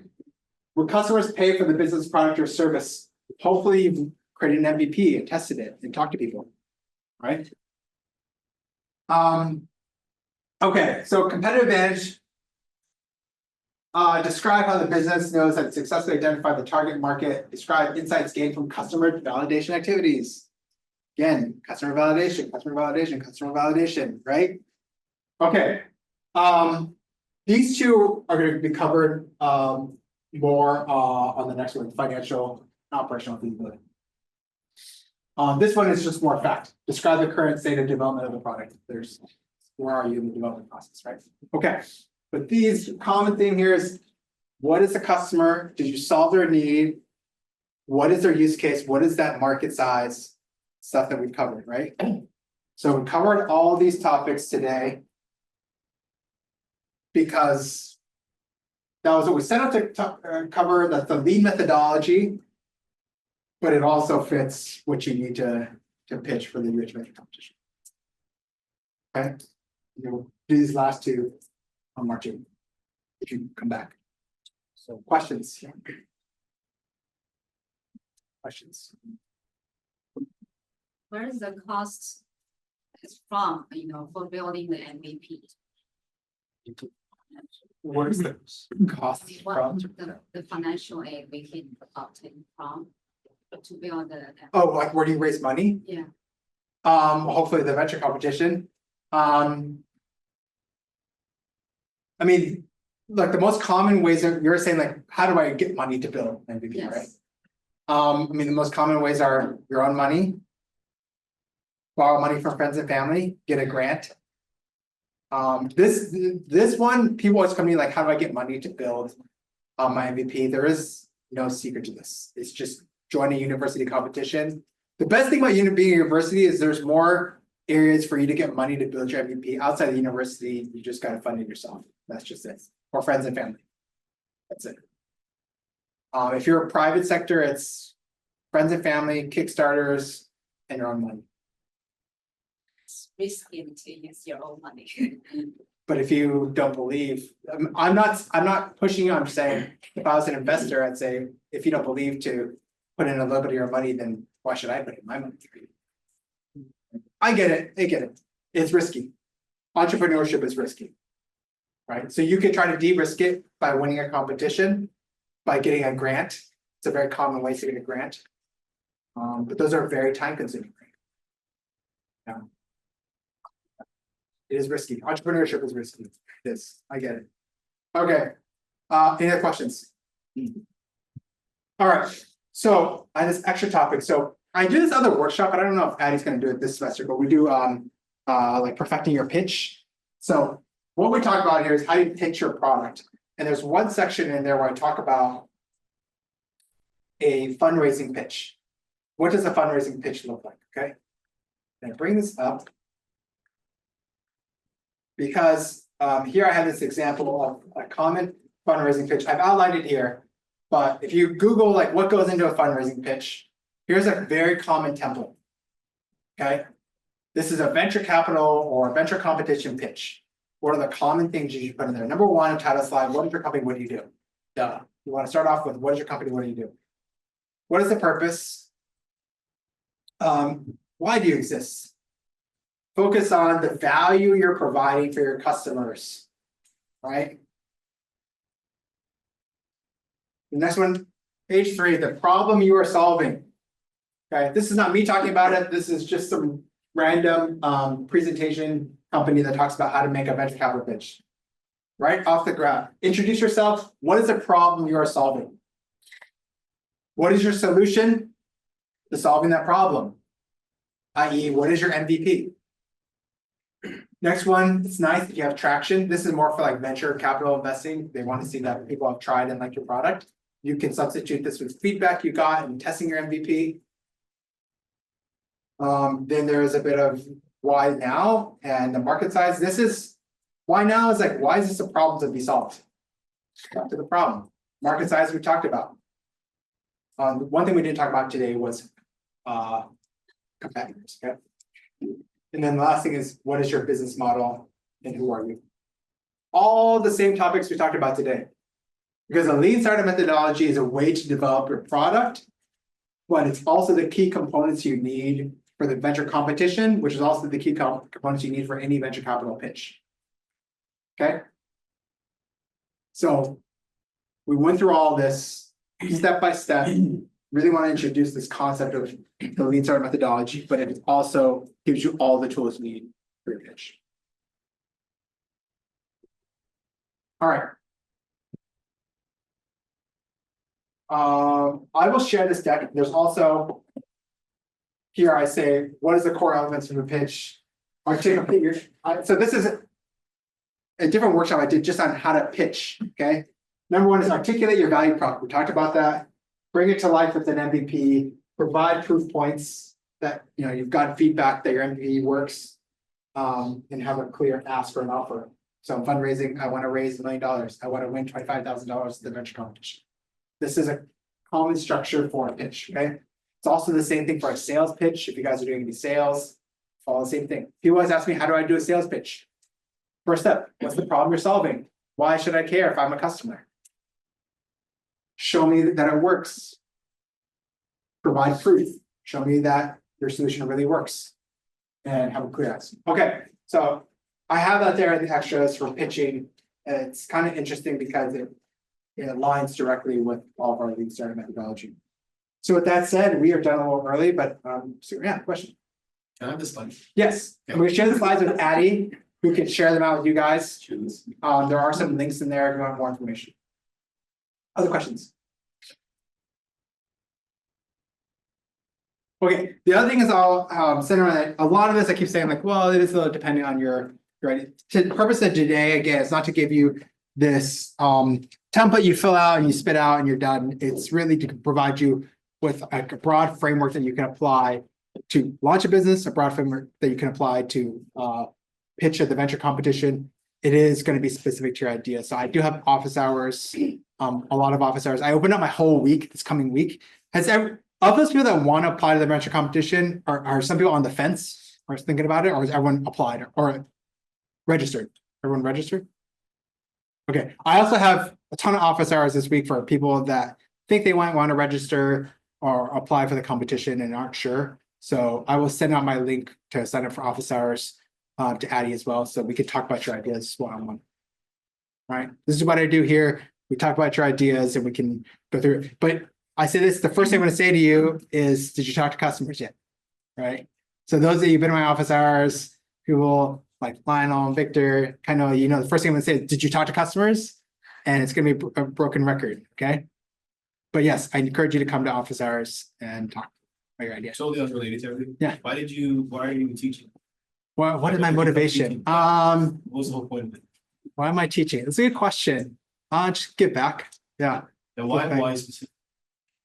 Why Hawaii specifically? I moved here during pandemic. I kind of left the corporate world and semi-retired, I guess. And then I wanted to give back. It's different for me here. Like when I come from the Valley, and it's like a drop in the bucket. There's so many resources there, and I wanted to help you guys find better jobs. So also, if you take my class, I shove internships down your throat. Like I go out and I try to find you guys jobs. I try to find ways to start up businesses. I just want to help students get better outcomes. That's it. It's just a passion project for me. That's all. Thank you. Yeah. Yeah. Now, if you guys, I would say every semester, it's like someone comes up to me and says like, hey, like, you changed my career, my life, and that's payment for me. That's what I do. I just want to help you guys find better opportunities. So whether that's creating your own opportunity, you can also come to me. I always have tons of internships like waiting and trying to pitch you guys on, trying to find you jobs, whatever it is, just better outcomes. That's what I want for you guys. Amen. Better outcomes here. Yeah. Better outcomes here. I should clarify that. Okay. Any other questions? Also happy to chat about my weird random life path. I have the most random life path that you will ever find. Happy to chat about that and how that applies to your life path and whatever. So with that said, Addie will have everything, the deck, links are in the deck and link to my office hours, but I'm here too. I'll be here for the next hour and happy to chat about your individual ideas. Okay. All right. Thanks for coming, guys.